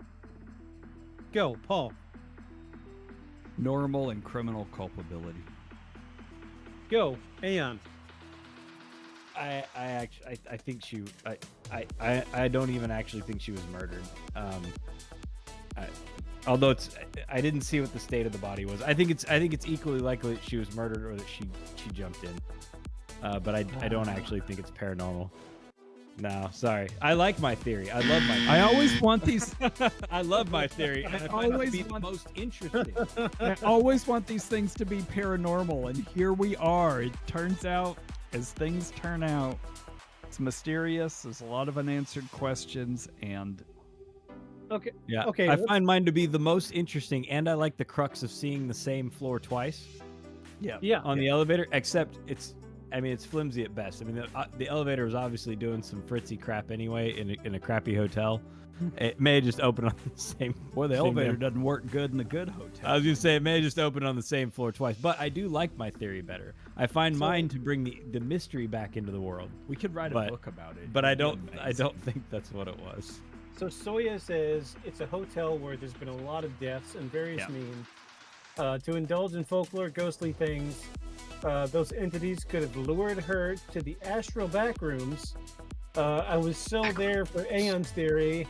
Like let's indulge for a moment. So Soya, what do you say? Paranormal or not paranormal? Let's get your opinion. You're gonna make or break this. Is it gonna be a tie or is it gonna be a not paranormal episode?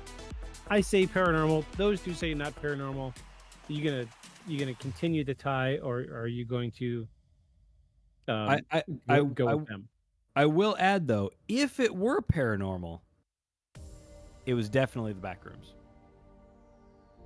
Okay. I'm just saying, I if it were really paranormal, like Soya's thing where these unalived spirits led her into that. Yeah, that's you never know how somebody ends up in the back room. There's all kinds of ways. Soya says not paranormal at all. I know. I'm so sorry. Soya, I wanted it to be, and I just don't think so. Victus, I'm sorry, man. I wanted so badly because this video is so unique.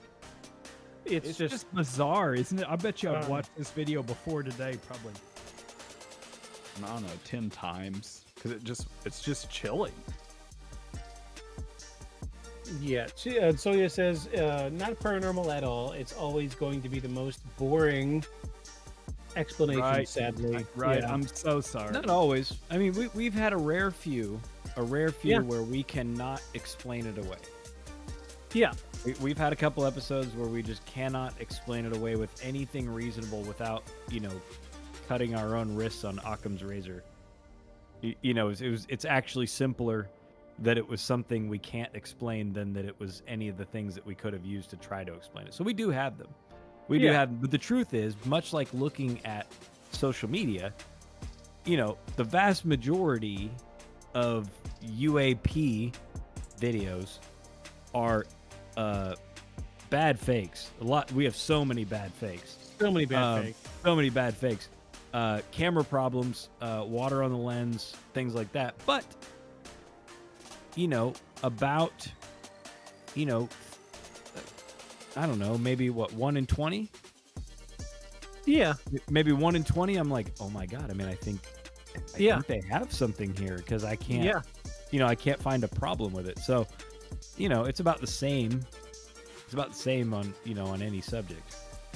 So Soya, if you like these outliers, you should definitely check out the podcast towards the end of the month. We do the rapid fire episode where we watch nothing but social media videos where we try to decipher with what on Instagram, Facebook, whatever, these short videos, if they're real, if they're not. You would probably really enjoy these videos. We go through like 30 of them. Yeah, we go through like 30 of them and we pick them apart. We are, between the three of us, we dig and dig and dig. I will take screenshots of screenshots and really zoom in, and we will pull apart pixels to see if whether we think a video is legitimate or not. And we have a couple that we just keep coming back to because we can't find a legitimate reason for why that video is the way it is. It's just you've got to be here for the rapid fire episodes.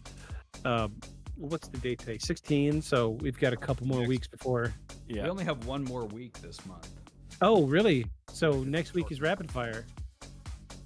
Really? Next week is rapid fire? Oh, let me look at my calendar.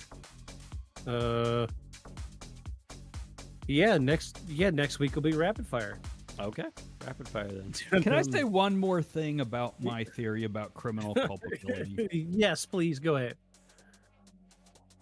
Here's the thing about this. I could go right along with the coroner report and the PD not doing anything else after that report. But one of the unanswered questions in this case is this video. And I've been troubled by the video and the various sorts of the videos I've seen in this. Something about it's troubled me. And even the detectives are like, this video's been edited. Yeah. Why edit the video? Right. Yeah. Unless you're hiding something. You're hiding something. I mean, I'm down with something criminal purely because the statistical number of people murdered in this hotel is higher per person than anywhere. Like than any city. Most dangerous place in the world. If you just take the number of people that have stayed at that hotel, the number of them that have been murdered or died of a suicide or a suicide, it's like super high. So like roll the, statistically, it's pretty likely she got killed. I mean, that, if this were a hotel here where we live, I'd be like, no, probably not. And then because we have almost none. I mean, But let me say, just because there's something weird that you can't answer, you're like, wow, that's weird. They might have edited that video because they were doing some other stuff. Other sketchy stuff. Like maybe the manager at the hotel was carrying an oversized suitcase up to the roof level and they didn't, or the owner was doing it. Or maybe they were cooking some kind of chemicals in one of the rooms and were carrying them down and were like, oh, we better edit this video. Yeah. Or could be anything. Or the owner was blowing lines on a lady of the night's rear end. Right. in the elevator. Yeah. I was like, we don't send that. See, so I just don't know. But just because something's weird doesn't always mean there was an intentional unaliving. But I think this is so weird and there's so many failures of the system and the problem and all this stuff. I think there's some criminal culpability here. Yeah, it makes questions here. Yeah. But no one's going to care. Yeah. Because it's an Asian woman who was in a poor hotel.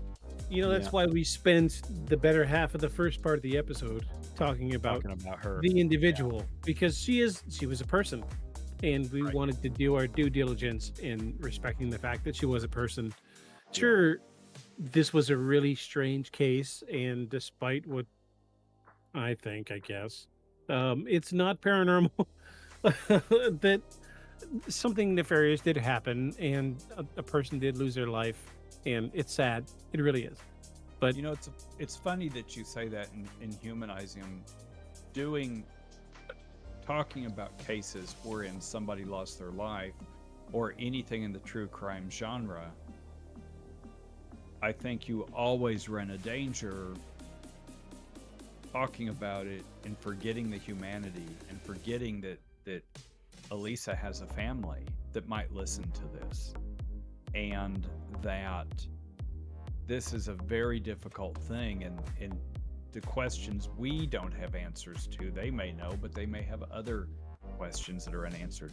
The humanization of this and talking about these people in real terms, I think, is very important. So I'm glad that you all did that.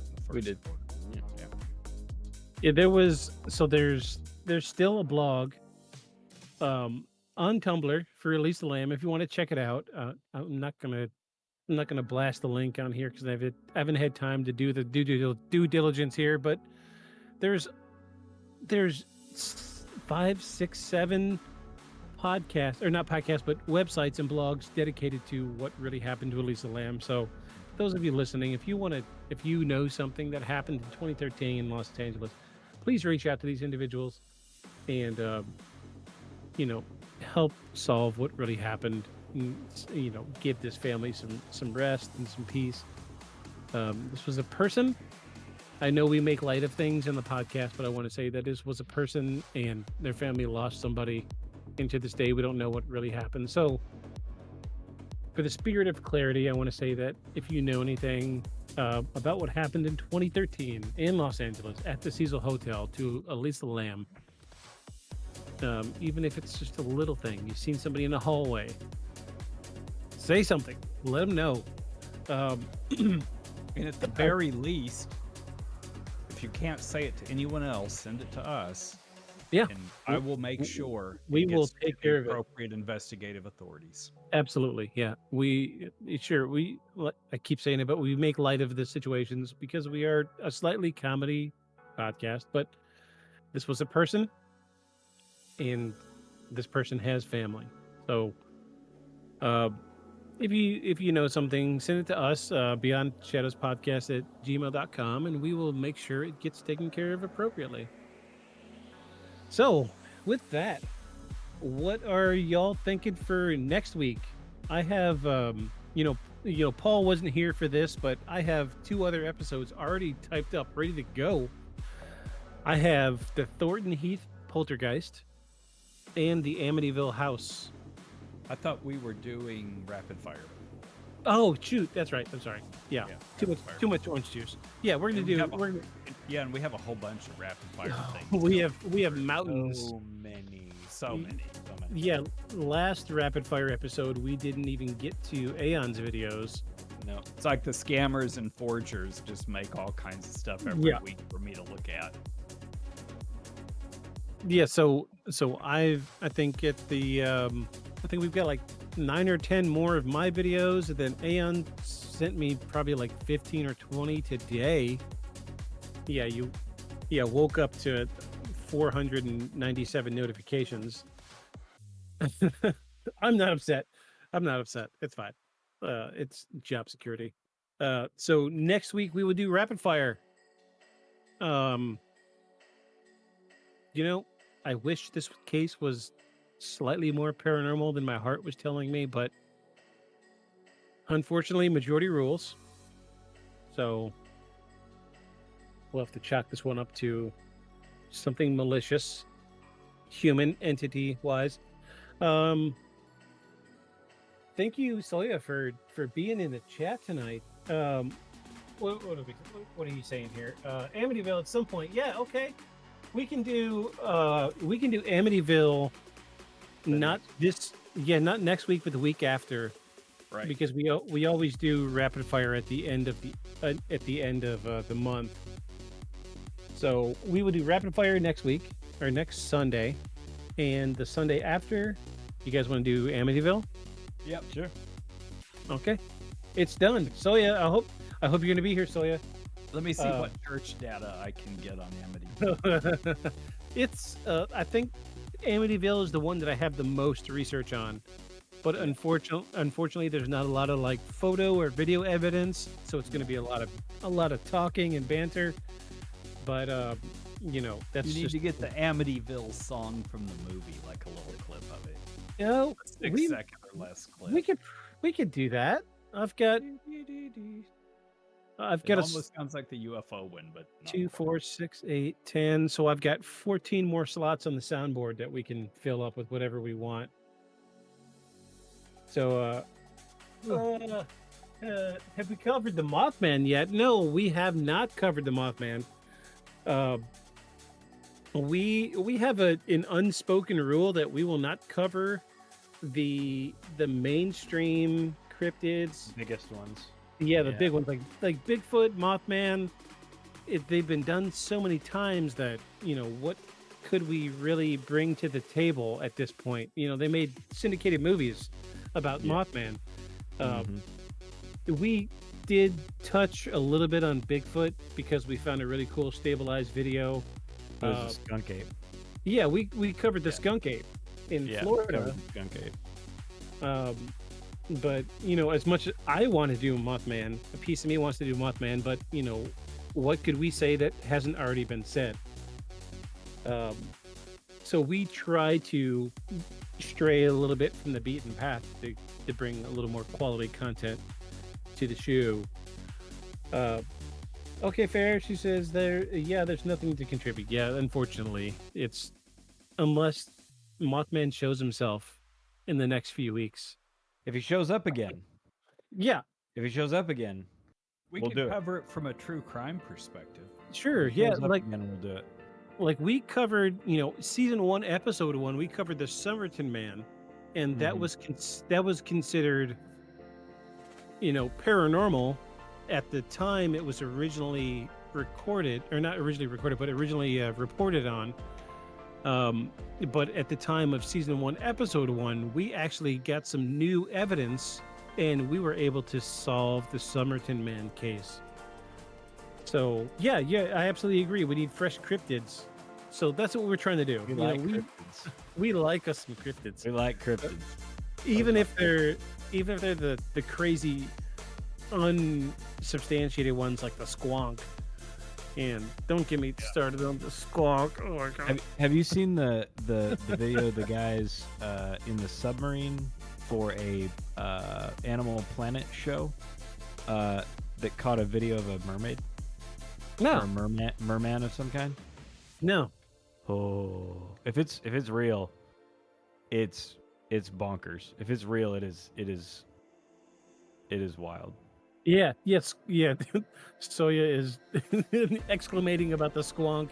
You should go. Yeah, the squonk.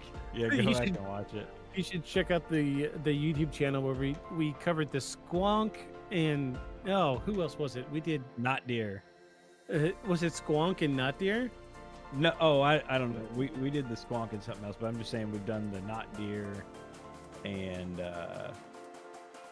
we've even mentioned other cryptids within their non-episode. Yeah, we did. So that was season 1, episode 9. We did the squonk and not deer. That was wild. That was weird. The not deer is really good. I like it. Yeah, there's been some new trips. Silly. There's been new trail cam footage of people catching the not deer within the last year. Yeah, I love the not deer. It's one of my favorites. Yeah, we've got how many episodes did we do in season 1? 29 episodes. We did 29 episodes in season 1, and we're just now cracking season 2. So, there's so much. If you're just bored, go back and watch some of our old videos. They're just as good as this one. I promise. We're a weird bunch. So, we've come to that point in the episode. I've noticed our episodes are running longer and longer every week. And I think, what was our first episode was... Hold on, do I still have it open? An hour or something? We're on to 2 pages of videos now. Season 1, episode 1 was 1 hour and 39 minutes. And we just cracked 3 hours. 3 hours and 23 minutes. So I'm not upset. It seems like I hate to say it, but we're kind of taking to the longer format. And I'm glad that Paul is hanging in. He's tired, I can tell. Yeah. He's tired, I can tell. We both got beat up in yoga today, though, so... It'll be... There's that.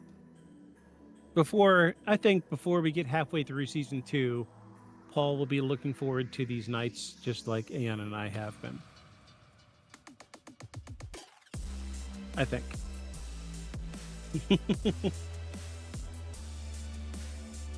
All right. Well, Ayan, do you want to give us some closing statements, good sir, while I find somebody to raid? Sure. So we touched on a lot of things that So many. you know that you and I both have some some firsthand experience of possible drug use, mental health stuff, and it made me think, and then Paul and I coming to the end and thinking that it's not paranormal, and I feel like you have a bit of a conviction on it being paranormal, and I want to say something about that. In my meanderings, in non-normal or non-ordinary neural states, we'll call it that. Previous to any experience of that, I would have told you there was no paranormal in the world. There was nothing unexplained. You just didn't understand it well enough. Would have been what I would have said in my teens and early teens, really. But my experiences in those non-ordinary neural states has shown me over and over again that not everything is explainable with ordinary means, and there is still mystery and back rooms. There's still things that you cannot cut with Occam's razor and get anything useful at the end. And so I would say always be looking for the mysterious, but probably stay away from the hotels that have a 5 or more murder rate as their claim to fame. You could skip the hotels and instead follow us. Beyond the shadows. Good night, everybody. Good Raid time. night. We're going to raid somebody. I'm still trying to figure out who to raid here. Usually I'm on my stuff, but everybody's only been streaming for just a couple minutes. Here we go. We're raiding. Good night, everybody.